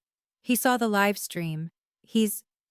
Well, he used words I won't repeat about your mother and Vivian. I didn't ask anyone to share it. You didn't have to. Mike sent it to his mother, who sent it to her bridge club, who sent it to everyone else. Honey, you know how family gossip works." I did. It was the same network that had spread rumors about my divorce, my failure to keep a husband, my status as the family disappointment. Now that network was working in my favor. "Your mother tried to call me yesterday," Aunt Linda continued, "wanted me to help manage the narrative. I told her the narrative managed itself the moment she opened her mouth in front of 200 witnesses and a camera. Despite everything, I felt a small, unexpected spark of satisfaction. How's Vivian?" Aunt Linda hesitated. "Not good. Daniel's officially ended things. His family sent back the engagement gifts with a letter from their lawyer, something about irreconcilable value differences. Professional courtesy wrapped around devastating rejection. And your mother?" Aunt Linda sighed. "She's been calling everyone, trying to explain that it was just a joke that got out of hand. But people saw the video, Morgan. They heard her. No amount of spin changes what they witnessed with their own eyes." I thought about my mother, desperately dialing relatives, trying to rebuild a reputation she'd destroyed in 30 seconds of gleeful cruelty. "Let her spin," I said quietly. "I'm done explaining myself to people who don't want to understand." Vivian tried damage control 2 weeks after the wedding. She posted a lengthy statement on Facebook, carefully worded, professionally crafted, probably reviewed by a PR friend. "I want to address the misunderstanding at my wedding. What was intended as lighthearted family humor was taken out of context by those who don't understand our dynamic. My sister Morgan and I have always had a playful relationship, and I'm heartbroken that a private family moment was twisted into something malicious by outside parties with their own agendas." It continued for 6 paragraphs, never once apologizing, never once acknowledging what she'd actually said. The comments section became a battlefield. "Vivian, I've seen the video. There was nothing playful about it. You literally called your sister unwanted, and your mom called her used goods. How is that a misunderstanding? The video is still circulating. We can all see exactly what happened. Girl, this ain't it. Own your mistake." Rachel sent me screenshots of the meltdown, though I'd already muted everything related to my family. "She's getting destroyed," Rachel texted. "Her coworkers are asking questions. Someone said her boss called a meeting about professional conduct outside the workplace." I didn't feel triumphant. I didn't feel vindicated. Mostly, I felt tired. A few days later, I heard through Aunt Linda that Daniel's mother had called my mother directly. She said, and I'm quoting here, "I didn't raise my son to marry into a family of bullies. You should be ashamed of yourselves." Mrs. Mercer, a retired family court judge, had seen enough dysfunction in her career to recognize it instantly. Vivian had lost her fiancé, her reputation was crumbling, her job was under scrutiny, and I hadn't done anything. I hadn't needed to. The truth had been enough. Daniel called me 3 weeks after the wedding. I almost didn't answer. The number wasn't saved in my phone, and I'd become wary of unfamiliar callers. But something made me pick up. "Morgan, it's Daniel Mercer." I sat down on my couch, pulling a blanket over my legs. Ethan was asleep in the next room, and the apartment was quiet. "Daniel, hi." I hope I'm not overstepping by calling. I wanted to apologize. You already apologized. At the hotel. Not properly. He exhaled, and I heard exhaustion in his voice. I watched your family treat you like dirt for 2 years. 2 years, Morgan, and I told myself it wasn't my place to say anything, that Vivian would grow out of it, that they were just difficult. You didn't know how bad it was. I knew enough. His voice hardened with self-recrimination. I'm a children's rights attorney. I've built my career on recognizing toxic family dynamics, and I stood by and let it happen because I was in love with someone who didn't deserve that love. I didn't know what to say to that. The rawness of his confession left me speechless. That night, he continued, when I saw Ethan's face, God, Morgan, that little boy watching his mother be destroyed for entertainment, I couldn't stay silent anymore. You didn't just stay silent, you ended your own wedding. It was the right thing to do, the only thing. He paused. I meant what I said about legal help. If you ever need assistance with custody issues, or if your family tries to harass you, anything, I will help. No strings, no charge. Why? Because your son deserves to have someone in his corner, and so do you. I felt tears prick my eyes, but they weren't sad tears. Thank you, Daniel, for everything. 6 months passed. Strange how life rebuilds itself when you remove the people who kept tearing it down. I received a promotion at work, senior charge nurse, ER department.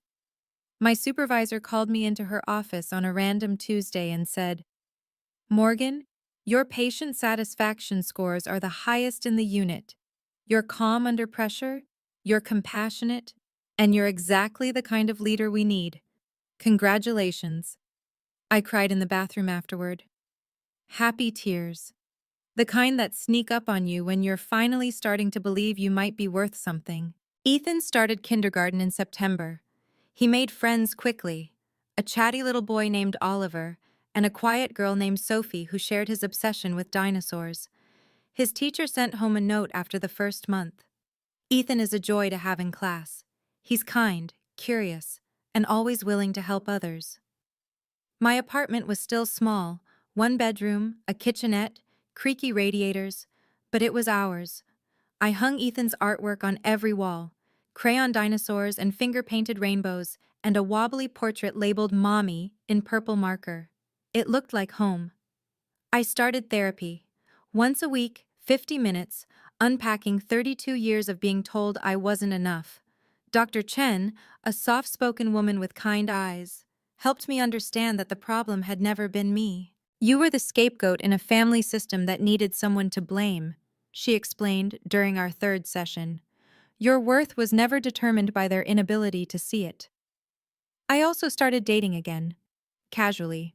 Carefully. A nurse from the pediatric unit asked me to coffee, then dinner. Nothing serious, but the idea that someone might want to know me, the real me, felt revolutionary. For the first time in my life, I wasn't waiting for permission to be happy. I was just happy. The attempts at contact came in waves. First, a birthday card for Ethan, arriving 2 weeks late with no return address, though I recognized my mother's handwriting. Inside, $100 bill and a note. To our grandson, we miss you. I put the money in Ethan's college savings account and recycled the card. Then a text from an unknown number. Vivian, using a friend's phone. Morgan, we need to talk. I've been doing a lot of thinking. Call me. I didn't call. A few weeks later, a voicemail from my mother, her voice pitched in that particular tone of wounded victimhood she'd perfected over decades. Morgan, this has gone on long enough. Family is family. You can't just cut us out forever. I'm your mother. Don't I deserve a chance to explain? I deleted it without finishing. The hardest one came from my father. He showed up at my workplace, something he'd never done in the 8 years I'd been a nurse.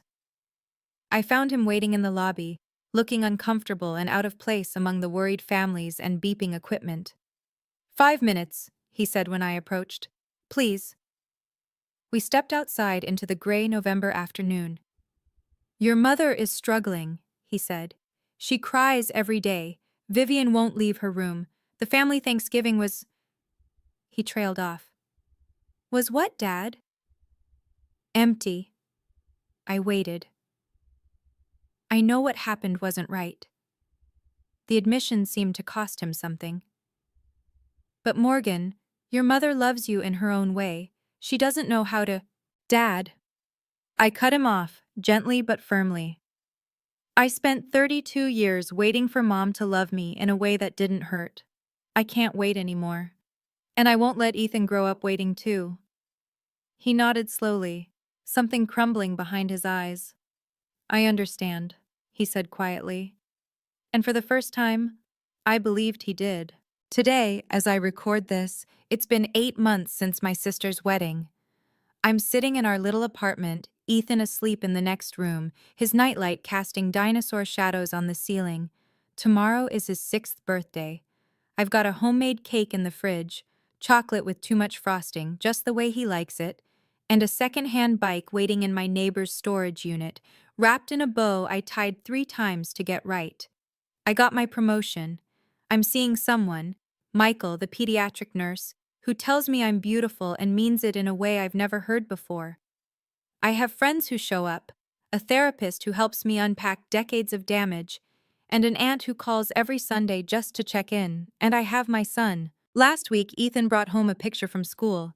It was a family tree assignment, and while most kids drew grandparents and cousins and sprawling networks of relatives, Ethan had drawn just 2 figures. A tall woman with brown hair, a small boy beside her, holding her hand. "That's our family, Mommy," he said proudly. "Just us." I hung it on the refrigerator, right at eye level. My mother hasn't stopped trying to reach me, neither has Vivian. I get the occasional message through relatives, the rare handwritten letter that goes straight into the trash. I don't hate them. That's the strange part. I spent so long being angry at the favoritism, the cruelty, the 1,000 small cuts of growing up invisible.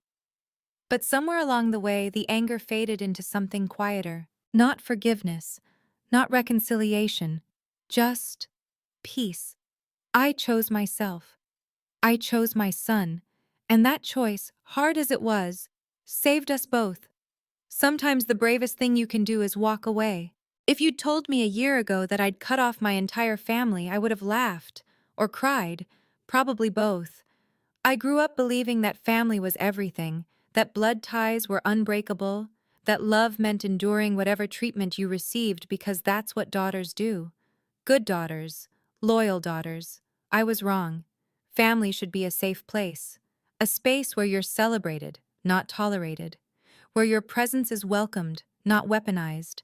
Where your children can grow up knowing they're enough, exactly as they are. My family wasn't that.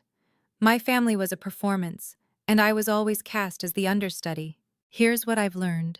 Setting boundaries isn't selfish. It isn't cold. It isn't abandoning the people who hurt you.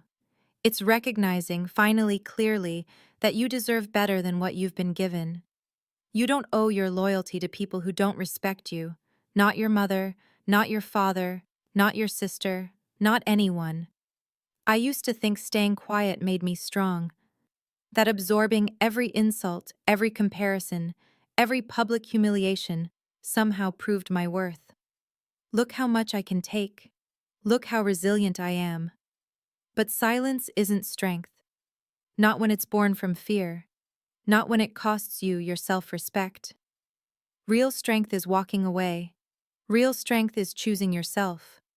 Real strength is looking your mother in the eye and saying, "I deserve better than this." Ethan will grow up knowing that his worth isn't determined by how much criticism he can endure. He'll learn that boundaries aren't walls, they're doors you get to control.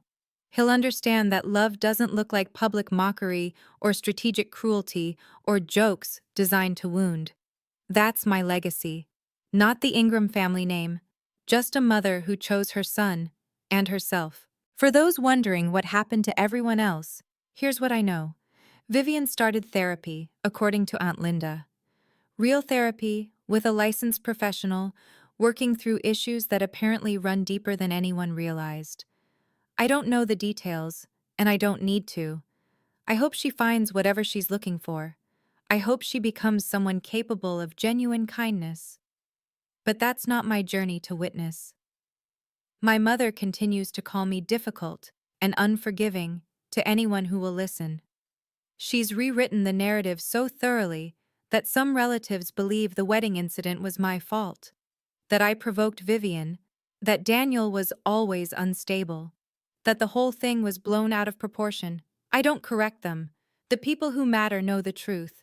My father sent me a text a few weeks ago, just 3 words. I'm sorry. No explanation, no excuses, no request to reconcile. I read it, sat with it for a long time.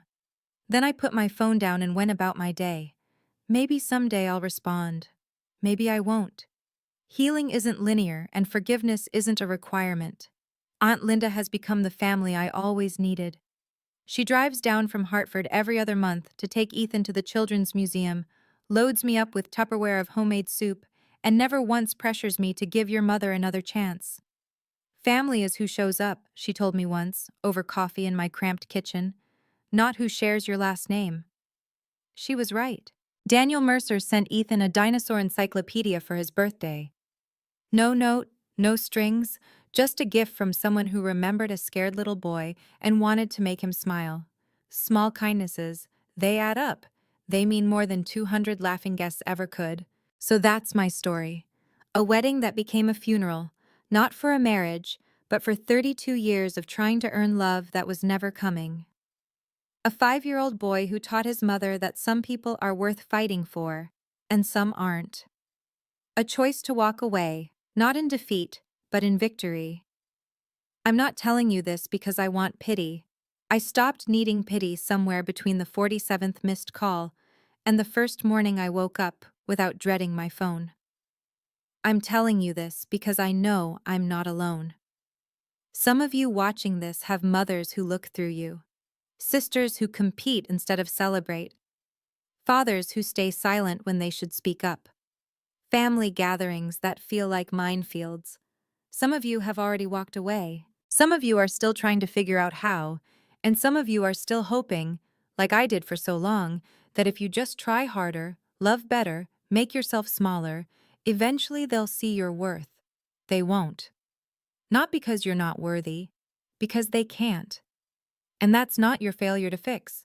Thank you for listening to my story. If it resonated with you, if you've ever had to set boundaries with someone you loved, ever had to choose yourself over family expectations, ever wondered if you were strong enough to walk away, please subscribe and hit that notification bell. I have more stories to tell, and I think some of them might help you too. Check out the description for another video about setting boundaries with toxic family members. And if you're comfortable, drop a comment. Have you ever had to cut someone off for your own peace? I'd love to hear your stories too. You're not alone in this. None of us are. I was 18 the night my mother tore my MIT acceptance letter in half. "This is not who we are," she said. I taped it back together in our bathroom at 4 a.m. I left at 5. I didn't come back for 7 years. What I brought back with me? At my grandmother's 80th birthday party, in front of 30 people. That's the part my mother still can't talk about. My name is Teresa Davis, and the tradition in my family was simple. The eldest daughter doesn't go to college. My grandmother followed it. My mother followed it. My aunt followed it. I'm the one who didn't. Here's what happened the day I went home. Welcome back to Calm Drama Stories. This channel is for women who grew up holding everyone together, who learned to walk out without slamming a door, and who know that the loudest answer is sometimes just leaving the room. If you have ever taped something back together that someone you loved tried to destroy, drop a comment and be sure to subscribe. I grew up in a brick row house on Mahantongo Street in Pottsville, Pennsylvania. 2 bedrooms upstairs, kitchen at the back. A grandmother in the front room who watched television with the volume turned all the way down. My father worked at Lawless Tool and Die, 6 minutes by car. My mother stayed home. My sister Maddie was 13. I was 18. The tradition in our house had a shape. It looked like my grandmother's wooden recipe box on the kitchen counter. Oak. The word Davis carved across the lid. The box held 3 generations of index cards: lasagna, pierogies, krupnik, applesauce cake. It also held the rule: the eldest daughter stays, the eldest daughter cooks, the eldest daughter marries someone within driving distance. My grandmother had done it. My mother had done it. My Aunt Carol had done it. I was next. I never said no out loud. That was not how we operated. I said no the way the women in my family said no. Quietly. In private. In a place no one would look. For me, that place was the school library on Garfield Avenue, 2nd floor, west window, the table behind the encyclopedias. I took the SAT in October. I took the ACT in November. I lied about where I was on Saturday mornings. My mother thought I was working a shift at the Patel family bakery for $10 cash.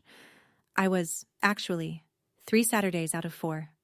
The 4th Saturday, I was on a bus to Philadelphia for a test. I scored 1560 on the SAT, 35 on the ACT. I told no one. I sent in 7 applications. 1 was to the Massachusetts Institute of Technology. 6 were safety schools I could not afford. The big envelope arrived on a Thursday in March. I almost didn't make it upstairs in time. The mailbox was the kind with a red flag that nobody ever raised. I walked home from school at 3:18, the way I always did, and I saw the corner of the envelope sticking out before I reached the porch. MIT in red letters across the upper left. The envelope was thick. Thick was the thing every senior in America was waiting for. Thin meant no. Thick meant yes. I tucked it under my coat. Went straight upstairs. Locked the bathroom door behind me. Sat on the edge of the tub. The letter was 3 pages. The first line said, "Congratulations." The second line said full need-based scholarship. The third line said housing and meal plan included. I read the first sentence 11 times. I cried without sound. Sat there for what my watch later told me was 14 minutes. I had a plan, and the plan had been to say no. The plan had been to apply on principle, in secret, and then to decline if a yes ever came, and then to keep that decline tucked into the same place where I kept the test scores. The plan had been to know, just to know, that I could have. The plan had not anticipated full need-based. I read it a 12th time. I folded the letter in thirds. I put it under the bath mat. I went downstairs and ate dinner. My mother asked if I wanted seconds. I said no thank you. She said I looked pale. I said I had a headache. I had 36 hours before the second envelope, the one with the housing forms and the parent affidavit, would arrive. My mother opened the mail every weekday at 4. I had Friday afternoon to figure out what I was going to do. I did not figure it out fast enough. Friday at 5:12, my mother was folding laundry on the dining table. White towels in one stack, dish rags in another, my father's machinist coveralls in a third. I came through the back door from school. I had been planning to retrieve the letter from under the bath mat that night, after everyone was asleep, and reshelve it inside the cover of my chemistry textbook. The letter was on the table next to the dish rags. My mother did not look up. She kept folding. Bathroom trash isn't private, Teresa. I had not thrown the letter away. She had found it. She had read it. She had set it on the table to wait for me to walk in. I was going to tell you, I said. Tell me what? She still didn't look up. That you applied behind my back? That you took 2 tests we never agreed to? That you used my address for college mail? I started to explain. Full scholarship. No debt. 4 years of room and board. I had it ready in my head. The math of it. The lack of cost. My mother picked up the letter. She finally looked at me. She tore it down the middle. Slowly. All 3 pages at once. Then she turned the halves and tore them again. The pieces fell on the dining table. 4 rectangles of cream-colored paper with the red logo cut clean in half. This is not who we are. My grandmother in the front room did not look away from her television. My sister Maddie on the bottom stair was holding the banister with both hands. My father in the garage, 2 rooms away, did not hear a thing. The whole tearing took maybe 7 seconds. My mother did not yell. She had not raised her voice. That was the part I had not prepared for. I had prepared for shouting. I got calm. By 7:30 that evening, my Aunt Carol was at our kitchen table. She lived 8 blocks away. My mother had called her at 5:18, 6 minutes after the tearing, the receiver still warm in her hand. My grandmother had wheeled her armchair into the dining room. My father had retreated to the garage with a sandwich. Maddie was upstairs and was not invited. The 4 pieces of the letter were still on the table. No one had moved them. They were the centerpiece.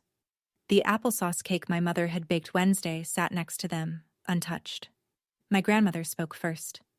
The eldest daughter stays. Always has. My Aunt Carol nodded. I stayed. Linda stayed. Teresa stays. That's how it works. I said. MIT offered me a full ride. My grandmother adjusted her glasses. Then they wasted a letter. I said it again, slower. 2 years tuition free, room and board included, engineering, a career I could build. I had it laid out the way I had laid it out in my head 100 times in the library. My mother said, "Your sister is 13, she needs you here." I said, "Maddie will be fine." My Aunt Carol said, "Your aunt had her chance once.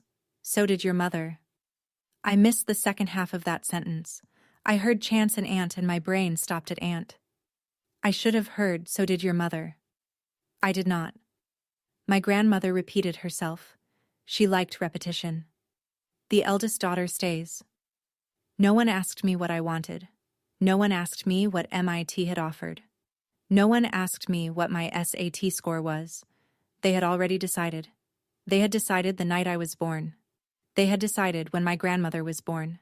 The conversation in the dining room was procedural. I stopped arguing at 8:15. I went upstairs at 10. I did not sleep. I waited. At midnight, my mother went to bed. At 12:30, my father came inside from the garage and made the floorboards creak past my door. At 1:15, the house was quiet enough that I could hear the refrigerator hum from the kitchen. I went down at 1:40. The 4 pieces of the letter were still on the dining table. My mother had not thrown them out. She had left them as a lesson. I gathered them. I took them to the bathroom upstairs. Locked the door. Sat on the tile floor with my back against the tub. Scotch tape. Mom kept a roll in the medicine cabinet for the labels on her prescription bottles. I pulled the strips slow. I taped each tear like a stitch.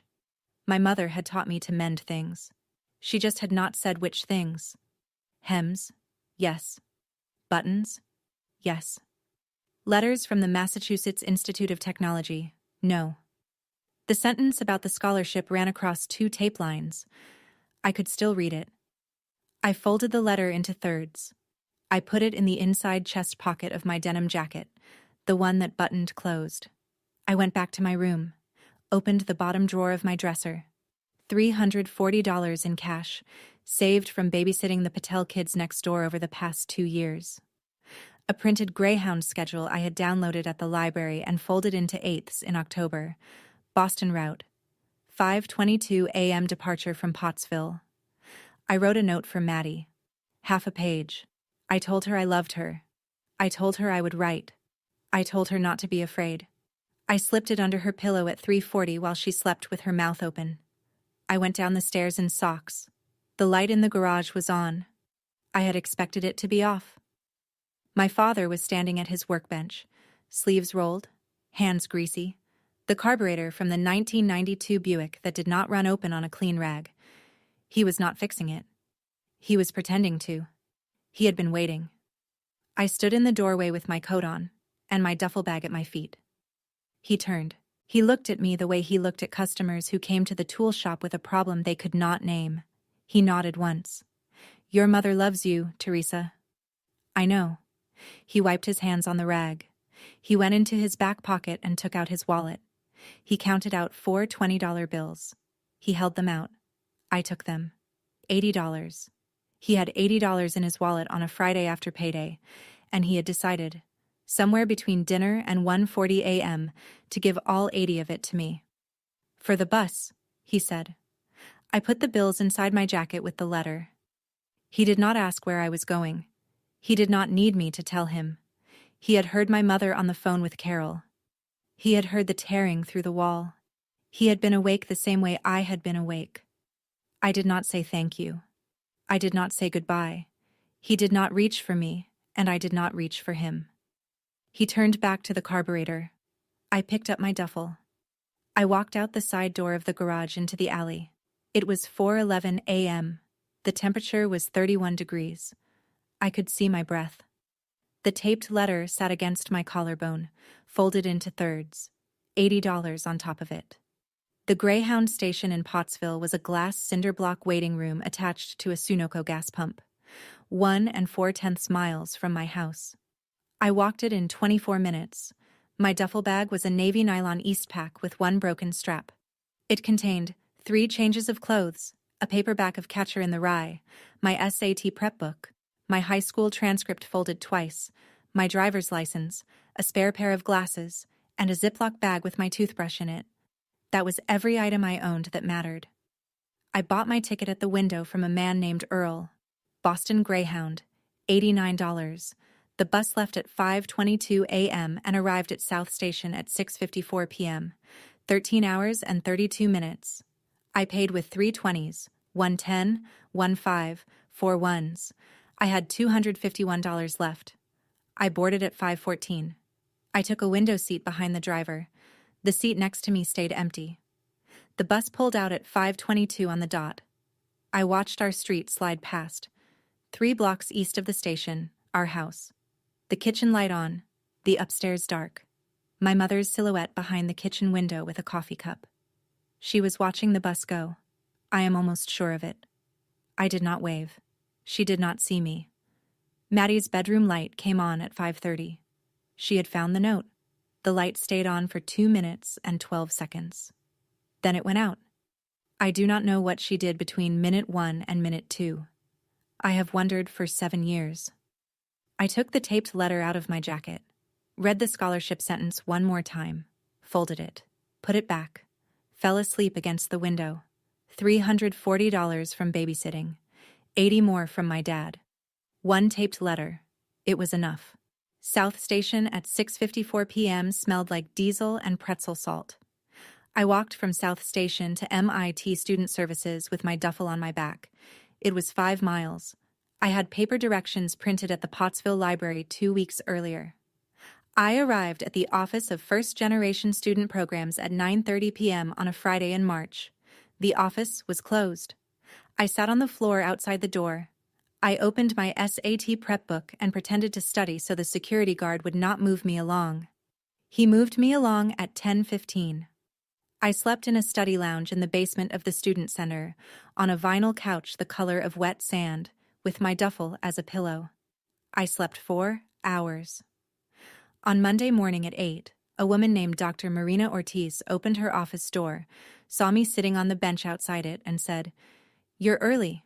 I said, "I came early." She said, "How early?" I said, 3 days. I had not eaten a real meal since the bus station in Hartford, where I had bought a hot dog. Dr. Ortiz took one look at me and walked me down the hall to the cafeteria, where she had a faculty meal pass. She bought me eggs and toast and orange juice. She watched me eat. She did not say anything until I was finished. Then she said, "Tell me what you have." I had the taped letter. I had $316 left. I had a duffel bag with the broken strap. I had no parent affidavit signed. I had no proof of income because my parents would not provide it. Dr. Ortiz looked at the taped letter for a long time. She turned it over. She turned it back. She said, "Keep that." I started to put it back in my jacket. She stopped me. Frame it cheap. But keep it where you can see it." That was my first week at MIT. The first year passed the way years do when you are working. I took 18 credit hours each semester, plus a summer session, and I worked 20 hours a week in the materials science lab and another 12 at the dining hall. My grade point average at the end of freshman year was 3.76. I went up to 3.89 sophomore year. I emailed my mother twice. The first email was the second week of school, my new address and the dorm phone. The second was after fall finals, a short paragraph that ended with, "I miss you." Neither got a reply. I stopped emailing. October of sophomore year, 11 p.m., I checked my MIT email before bed. There was a message from Madison_D_1994 at Yahoo. I did not recognize the address. I almost deleted it. Then I read the subject line. Mom. The body was 3 sentences. She told the church you're dead. The priest asked at coffee hour. Aunt Carol confirmed. People believe it. It was signed Maddie.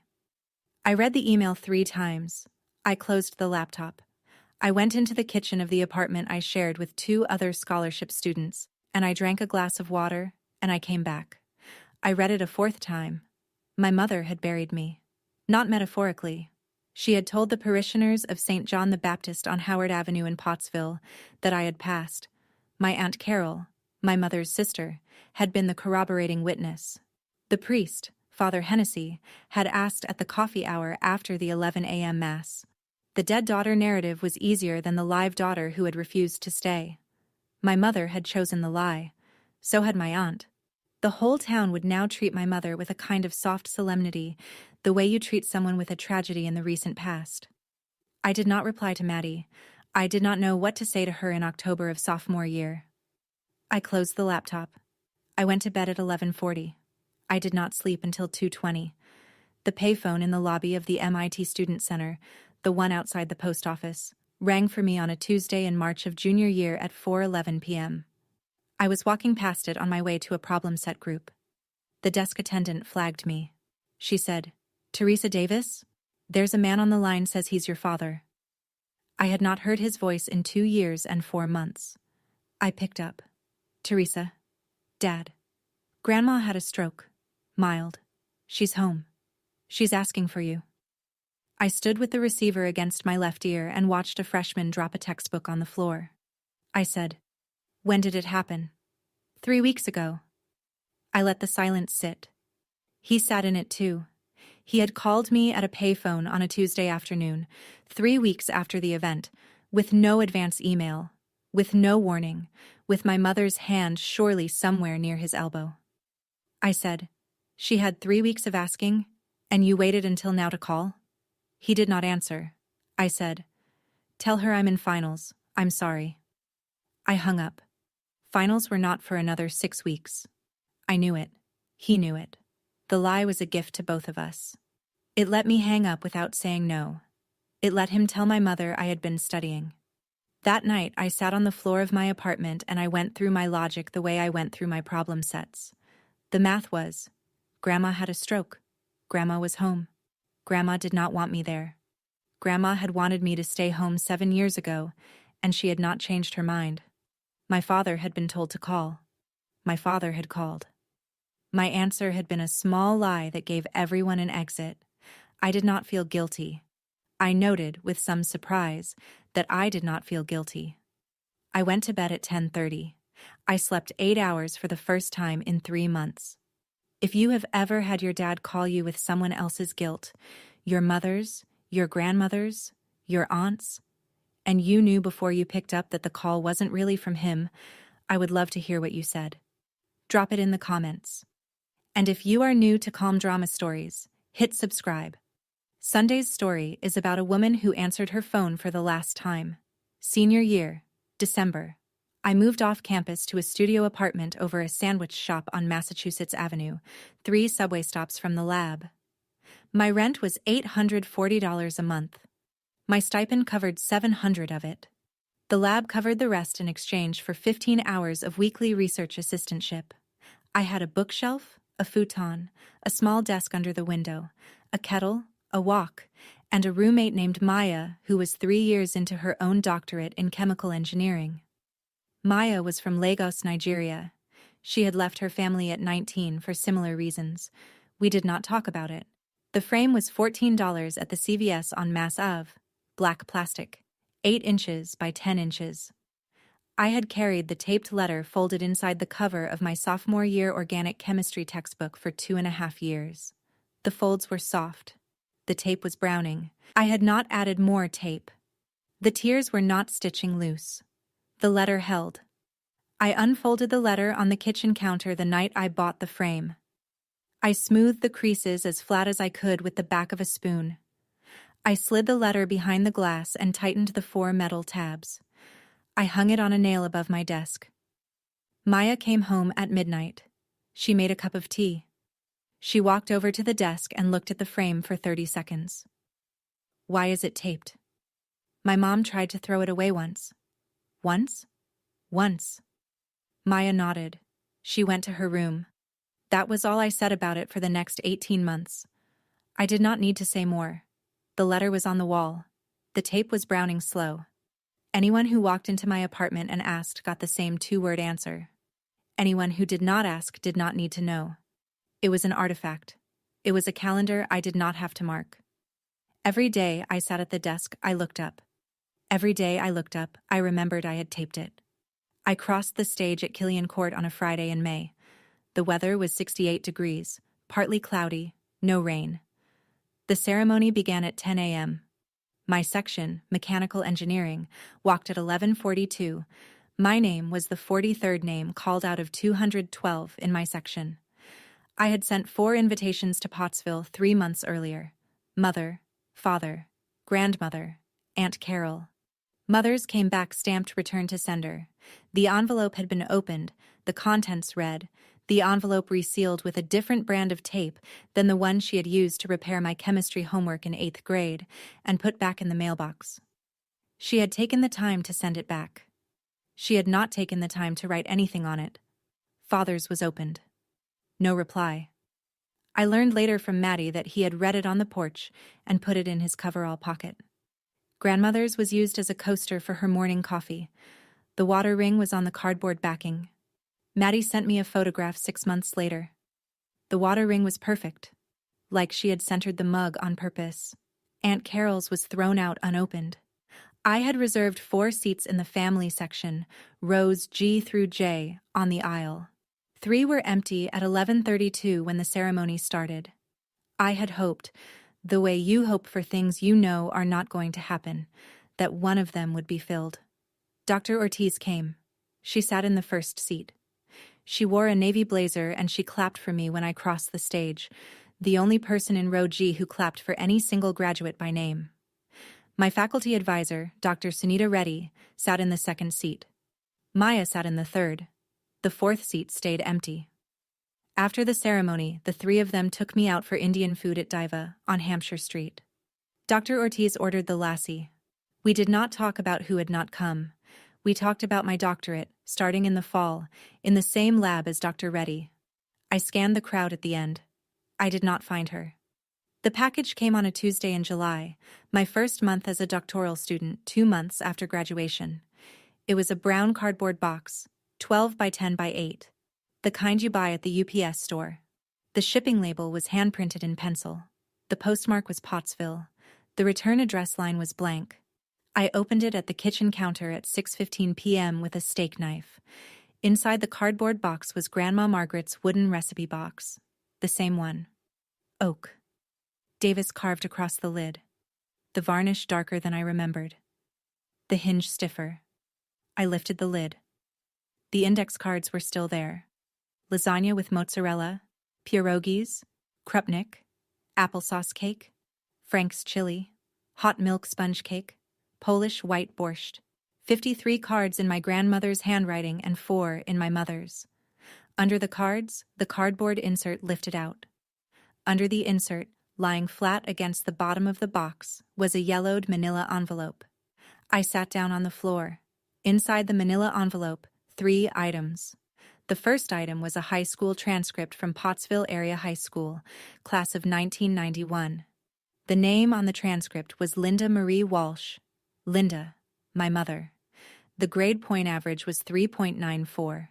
National Honor Society, senior class secretary, top 5%. The second item was an acceptance letter from Lehigh Carbon Community College, registered nurse program, fall semester, 1991. Partial scholarship $1,200 per semester. Total cost after scholarship $1,780 per semester. The letter was dated April 3, 1991. The third item was the same acceptance letter in 2 pieces, taped back together with brittle yellowed masking tape. The masking tape had cracked along the spine.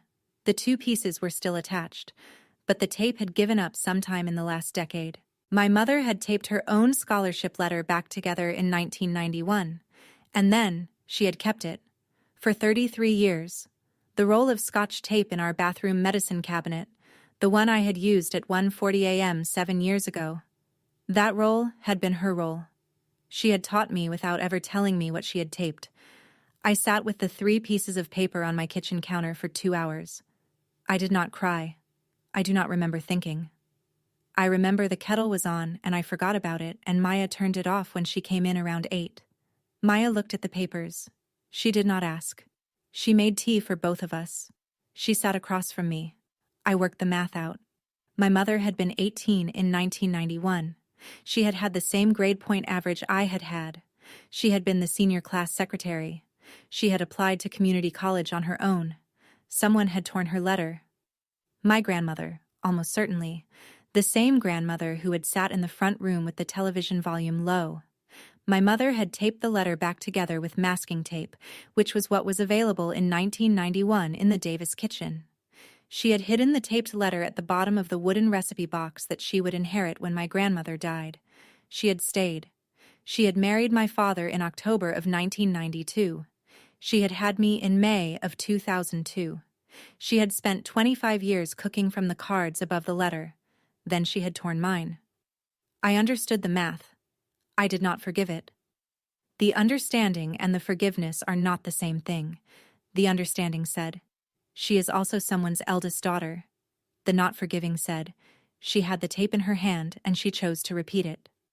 At the bottom of the manila envelope was a photograph. 4x6. Color. Faded a little.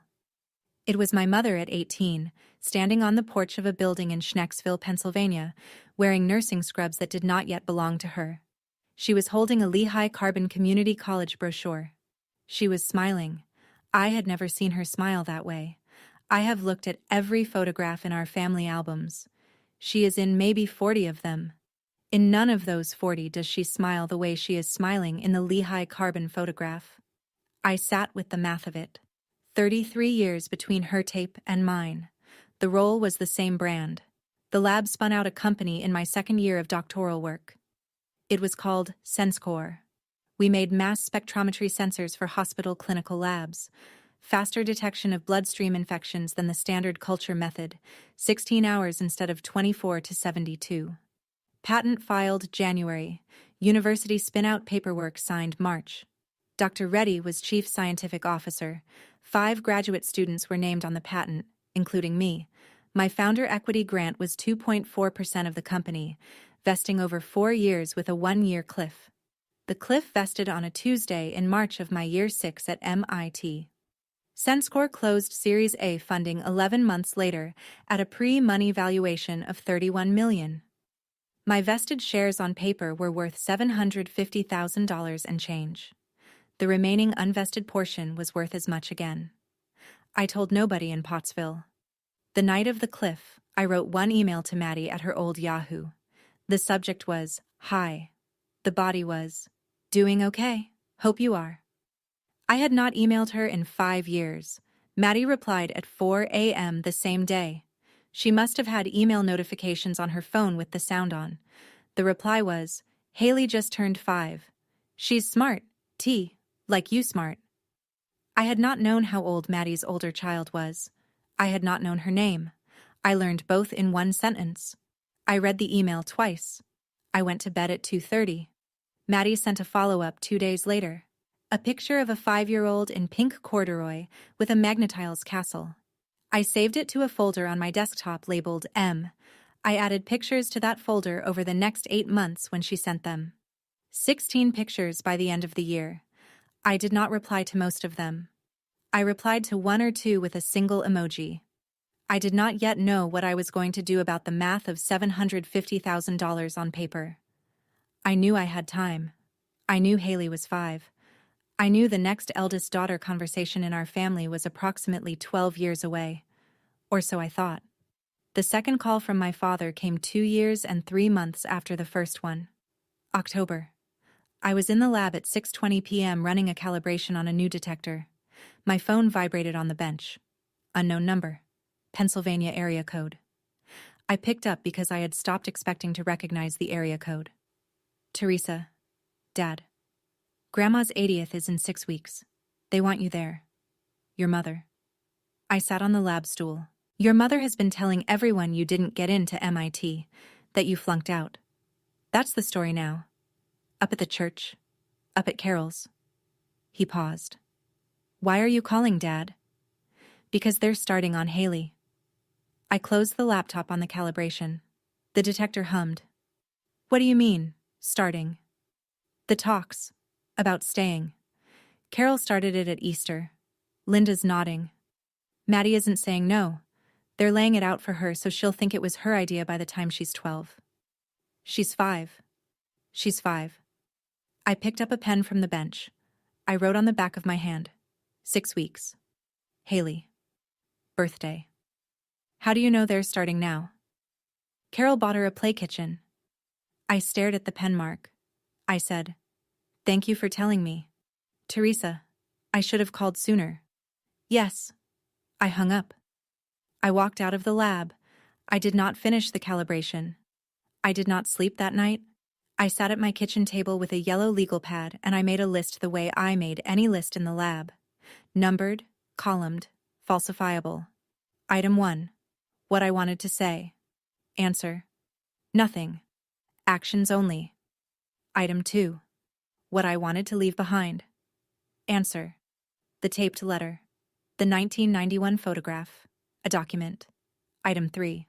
Who the audience was. Answer. Haley. Only Haley. Everyone else was witness scaffolding. Item 4. When. Answer. My grandmother's 80th birthday. Saturday in November. 6 weeks out. 30 witnesses, including church friends. Public enough that the conversation could not be later denied by my mother. Item 5. What I would not do. Answer. Argue. Raise my voice. Justify. Apologize for being late. Item 6. What I would do if my mother tried to stop me at the door. Answer. Stand on the porch. Speak through the screen. Haley would still hear me. Item 7. Funding. Answer. A trust. Money to be set aside in a registered account before the trip, so the document I would lay on the table would be real, not promised. I made one final note at the bottom. This is not revenge. This is a controlled demonstration. Inputs, outputs, controls. I went to bed at 5:20 a.m. I slept for 2 hours. I woke up at 7:30. I called the lawyer Maya's brother had used for a stock purchase agreement. Her name was Sarah Klein. Sarah Klein had an office on Boylston Street in the Back Bay. She charged $380 an hour. I went on a Thursday at 4:15 p.m. I brought a notebook. I told her what I wanted. A trust funded by liquidated equity. $250,000. Beneficiaries. Any female or male descendant of Margaret Davis, age 17 or older, accepted into any accredited college, university, or trade school in the United States or Canada. 2-year, 4-year certificate program. Did not matter. Haley, my niece, would be the first eligible at age 17. Her brother Cody would be eligible too. Sarah said, "You want the boys included." I said, "The tradition was gendered. The trust isn't. That's the point." She drafted the document over the next 8 days. We met twice more. The corpus was wired from my Senscore share liquidation on a Monday. The trust signed and notarized 11 days after our first meeting. Sarah was the trustee. I was the grantor. The instrument was named the Davis Daughters Education Trust, with a footnote clarifying that it covered all descendants. I kept the daughters in the title on purpose. Sarah handed me the signed document in a cream-colored envelope with her firm letterhead. She asked twice if I wanted to add a note for the family. I said no both times. She accepted that the second time without asking again. $250,000. Notarized in 11 days. The notary asked me twice if I wanted to add a note. I said no. If you have ever put a sum of money behind a younger version of yourself, a niece, a cousin, a kid down the street, and you did not ask for credit, I want to hear it. Tell me in the comments what you set up and why, and if you are enjoying this one, hit subscribe. There is a story coming Sunday about a woman who paid for a stranger's tuition and didn't tell her own family. The Friday before the party, I packed. The briefcase was a brown leather saddleback from a graduation gift Maya had insisted on for my bachelor's. I had used it twice. It was small, 12 inches by 15, 2 compartments, a flap, a single brass buckle. Inside, in order from bottom to top, the trust document in its cream-colored envelope. My PhD candidate status letter from the MIT Department of Mechanical Engineering, on letterhead, signed by Dr. Reddy as my advisor. My Bachelor of Science diploma in its 5x7 folio. The photograph of my mother at 18, the Lehigh Carbon Community College brochure photograph, slipped between the pages of the diploma folio so it would not bend. On top, the taped MIT letter. I removed it from the frame. I refolded it along the original thirds. I placed it on top of the diploma. That was the briefcase. I dressed for the trip on Saturday morning at 5 a.m. Dark navy slacks. White button-down, plain collar, no embellishment. Black flats, hair down, no makeup, no jewelry, no wedding ring because I have never had one. No earrings because I do not own any. The only item with shine on my person was the brass buckle of the briefcase. I dressed like the engineer I was. No costume, no statement. The briefcase did the talking. I flew from Logan to Philadelphia. I rented a charcoal-colored Honda CR-V at the airport. I drove west on Interstate 76. I stopped once for coffee. Pottsville on a Saturday morning in November looks the way it has always looked. Brick row houses on Mahantongo, Dollar General on Center Street. 2 empty storefronts where there had once been a bakery and a hardware store. The bakery had been the Patel family bakery. The Patels had moved to Schuylkill Haven 6 years ago, after the bakery had closed. I drove past my old high school. The marquee read, "Go Tide." The football team was the Crimson Tide. Some things did not change. I drove past the Greyhound station. The cinder block waiting room was still there. The Sunoco pump beside it had been replaced with a touchscreen model. The same Earl was probably no longer behind the ticket window. Earl had been 62 when I had bought my ticket. Earl would be 69 now. I drove past the Goodwill on Center Street. In the window display was a kitchen apron, a green and yellow print, folded over a hanger. It looked like the aprons my mother had worn every Saturday morning of my childhood. Same length, same hem, different print. The Goodwill rotated stock weekly.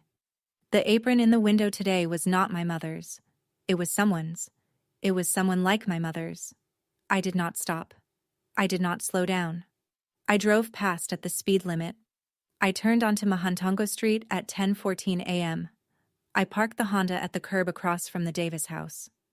The mailbox at the curb had been repainted blue. I sat in the rental and counted to 100. I walked up the 4-porch steps at 10:42 a.m. I knocked twice with the back of my middle knuckle, the way my father knocked when he came in from the garage. My mother opened the door at 3/4 width. She was wearing an apron. Same brand, different print from the one in the Goodwill window. Her hair was almost half gray. She had not lost or gained weight. Her face looked the same and not the same, the way faces look after 7 years you have not seen them. She did not say, "Come in." She did not say, "Teresa." She did not say, "Hello." She said, "You're early. By 18 minutes. The party starts at noon. Stay in the car." She closed the door. Through the gap before the door shut, I saw the kitchen counter behind her. The recipe box was on it. Davis carved across the lid. It looked the way it had always looked in the same spot. I had returned the box to its place by sending it back the previous summer with a note from Maya's mother's handwriting that said only, "Found this at Sabina's apartment. Thought you'd want it back." It had worked. The box was home. My mother had no idea I had ever held it. I walked back to the Honda CR-V. I sat in the driver's seat. I turned the heat to 68. I waited. It was 10:43 a.m. The party started at noon. 18 minutes was 18 minutes. Cars started arriving at 11:15. I had a clear view from the Honda. Aunt Carol and her husband Donnie in the cream-colored Buick LeSabre. Carol got out first. Heavier than I remembered. Her gray hair in a hard perm. She glanced at the rental across the street and pretended not to. Maddie next, 11:22, in a green Subaru Outback. Maddie was a woman now, 23. She lifted Cody, the 2-year-old, out of the back, on her hip, with the practiced efficiency of someone who had not had a hand free for 3 years. Tim, her husband, lifted Haley out the other side. Haley was wearing a pink dress and white tights and a small navy cardigan. She held a plastic bay horse in her left hand. Her hair was the same blonde mine had been at 5. Cousins followed. 3 of mine from my father's side, 2 from my mother's side. The Walsh cousins, the 2 church friends of my grandmothers, Mrs. Hardesty and Mrs. Vargas, in a Cadillac driven by Mrs. Hardesty's grandson. At 11:53, Maddie crossed the street. She had taken off her coat. She came right up to the driver's window. I rolled it down. She said, "I sent you the box." "I know. It took me 5 years to find it." She had it in the attic. "Thank you." "Are you going to make a scene?" "No, I'm going to make an option." She looked at me for 2 seconds. Then she nodded once. She walked back across the street. I walked in at 12:08 p.m. The living room had 30 people in it. Folding chairs along the wall, plastic tablecloths, a cake on the dining table, white with yellow piping that read, "Happy 80th grams." A second cake on the counter, lemon, smaller. The recipe box was still on the counter. Conversation in the room paused when the door opened. Then it stopped. My mother, from the kitchen archway, said one word. She came. My grandmother in the armchair, the same green corduroy armchair she had been sitting in 7 years ago, looked up over reading glasses. The reading glasses were new. The frames were the same. She said, "Teresa, you look thin." "Hi, Grandma." Aunt Carol from the dining table said, "Took you long enough." "Sorry I missed Christmases." Carol opened her mouth. My father crossed the room from the kitchen. He had aged 7 years. He hugged me. 2 seconds. He let go. He said nothing. He went back to the kitchen. I stood in the entryway with the briefcase in my right hand. Haley was on the carpet in front of the television, 10 feet from me, playing with the bay plastic horse. Cody was on Maddie's lap. Tim was talking to Donnie. The room remembered how to talk in about 15 seconds. The volume came back up. Mrs. Hardesty asked Mrs. Vargas if she wanted coffee. I sat down on the folding chair nearest the front window. I put the briefcase on the carpet beside my left foot. At 12:31, my mother picked up a butter knife and tapped it against the rim of a water glass. The room went down to a hush. My father stepped to the kitchen doorway with a coffee cup. Maddie set Cody on the carpet next to Haley. My grandmother stood up. The cane took her weight on her left. She used the back of the armchair with her right. "Thank you all for coming," she said. 80 years. A gentle laugh from Mrs. Vargas. A clap from Donnie. "I want to say something about our family." She looked down at Haley, who was rolling the bay horse along the edge of the coffee table. "Davis women stay close. We don't chase. We don't drift. We don't get above ourselves. My Linda stayed. My Carol stayed. My Maddie stayed." She paused. She looked at Haley again. "And one day soon, my Haley will stay too." She lifted her water glass. "To staying." 28 glasses went up. 28 voices. "To staying." Aunt Carol's was the loudest. My father lifted his coffee cup halfway and stopped at his sternum. He did not say the words. 2 glasses did not go up. Mine did not. I was sitting with my hands folded in my lap. The water glass was on the side table by my elbow. I did not touch it. Maddie's did not. She had picked it up. She had brought it to chest height. She had held it there. She had not raised it to her mouth. She had not said the words. She set it back down. My mother did not see Maddie's glass. My mother was looking at me. I shifted the briefcase from beside my left foot to the floor directly in front of me.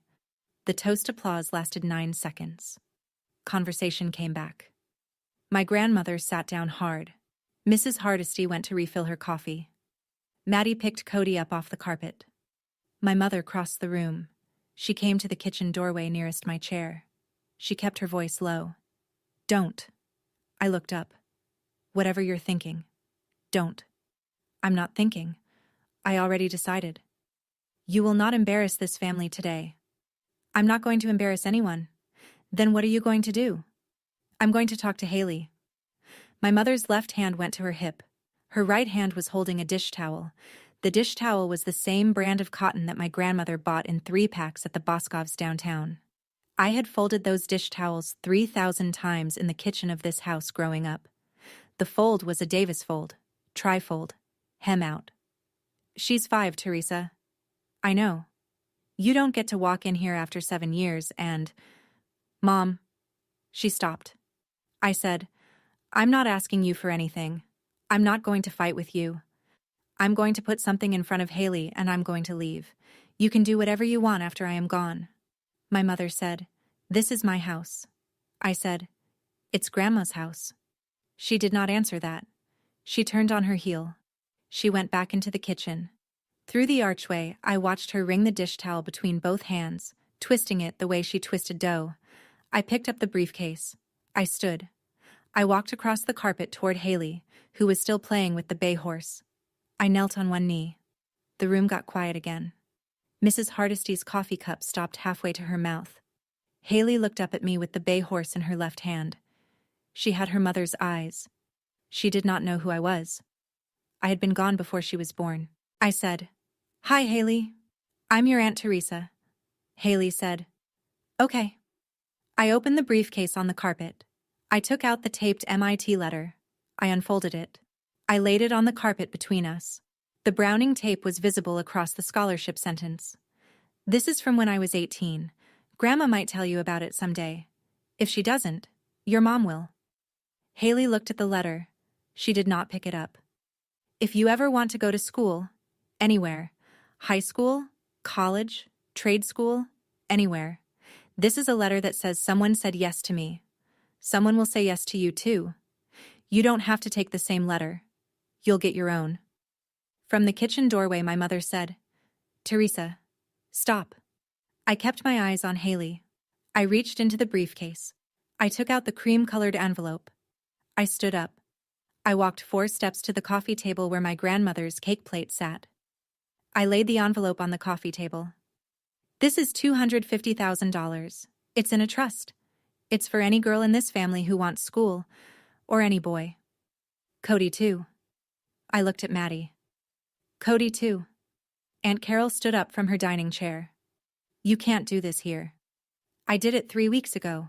I'm just telling you now. My grandmother rose from the green armchair. The cane took her weight again. Her face was red. Teresa Marie Davis. The eldest daughter stays. I stood up from the carpet. I looked at my mother in the kitchen archway. Not at my grandmother. My mother said, This is not who we are. I said it the way she had said it. Same volume. Same tempo. No theatrics. Then I'm not who we are. The room went silent. 28 faces. Haley, on the carpet, picked up the taped letter. She held it up at her shoulder. She held it up to her mother. Maddie kneeled beside her daughter. She took the letter from Haley's hand. She held it. She did not hand it back to me. I took the photograph from the briefcase. I walked to the dining table. I laid the photograph face up next to the cake. Linda, at 18, in nursing scrubs. The smile. I said nothing. My mother stepped into the dining room. She looked at the photograph. 4 seconds. She picked it up. She turned it over. She turned it back.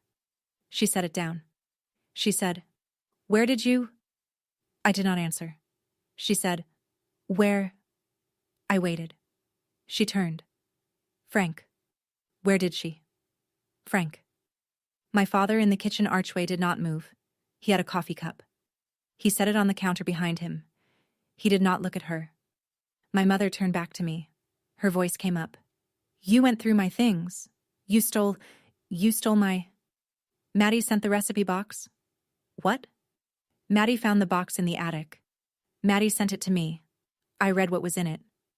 Maddie, still on the carpet next to Haley, did not stand up. She did not deny it. She did not confirm it. She held the taped letter against her chest. My mother said, "You don't get to..." Her voice was loud now. The kind of loud my mother almost never reached. My grandmother sat back down hard. Aunt Carol crossed herself. I picked up the briefcase. The briefcase was lighter now. The trust document was on the coffee table. The photograph was on the dining table. The taped letter was with Haley. The PhD letter and the diploma I had left in the briefcase. They had not been the point. I walked to the door. I put my hand on the knob. I turned to my mother. I said one thing. "I taped mine too, Mom. Same brand of tape." I opened the door. I walked out. The door closed behind me. From the porch I could hear my mother's voice rising, a sound I had not heard her make before. I walked to the rental. I did not look back. I sat in the rental Honda at 1:07 p.m. I put the key in the ignition.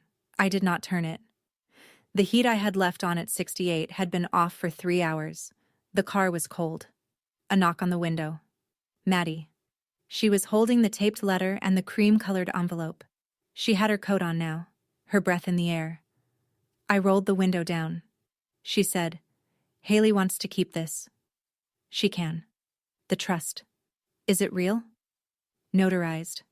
Sarah Klein, Boston." The numbers on the cover sheet. "Tim's gonna be hard about it."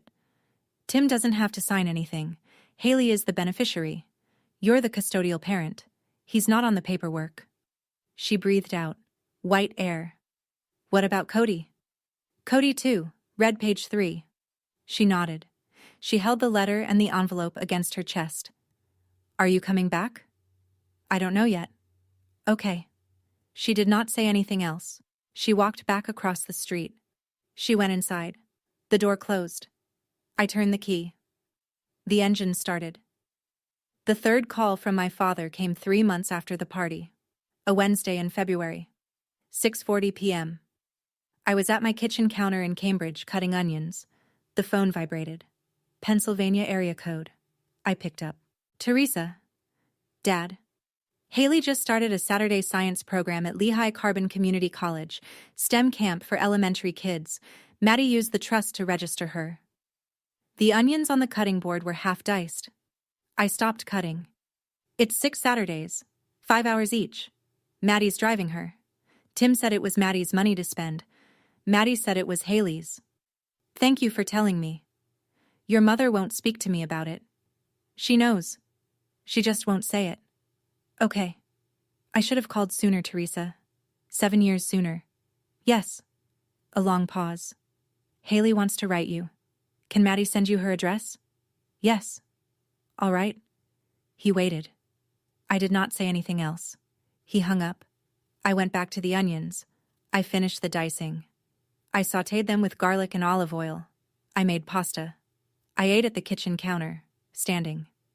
The Lehigh Carbon Community College was the school that had sent my mother her letter in 1991. Haley was starting at 5. The envelope from Pottsville arrived 3 weeks after my father's call. Pink paper. Address in Maddie's handwriting on the front. Return address in Haley's kindergarten handwriting, all caps, backwards Y. Inside, 2 pieces of paper. The first was a letter from Haley, crayon, pink and red. 6 lines. "Dear Aunt Teresa, Mom said you went to MIT. I am drawing a building. The building has my name on it. I am 5. Love, Haley." The second was a drawing. A red brick building, 3 stories, 6 windows. Across the top, in red crayon, Haley. Folded inside the drawing was the original taped MIT letter. The same one I had laid on the carpet in front of her. Tape browning. Fold soft. On the inside of the letter, on the back of the bottom third, Haley had stuck a yellow post-it with 1 sentence in adult handwriting that I knew was Maddie's, dictated by Haley. "I'm done with this one. I'll write my own." I put the drawing on the refrigerator. I put the letter back in the frame. I hung the frame above my desk. The tape was still browning. The browning had reached the scholarship sentence. The sentence was still legible. I learned something at my grandmother's 80th that I should have learned at my mother's tearing. The people who tell you who you are will tell you for as long as you let them. The only way to answer is to be someone else. Quietly, without arguing. Until they have to look at you and decide whether to look away or look up. My mother is still deciding. That's my story. One torn letter. One roll of Scotch tape. And a 5-year-old in a brick building she hasn't built yet. If this story reminded you of a younger sibling, a niece, a daughter, someone whose tradition isn't done with her yet, take that as a sign. Open the option for her. Today. This week. And if you know a woman who taped something back together, share this with her. Drop a comment, hit subscribe, and I'll see you in the next one.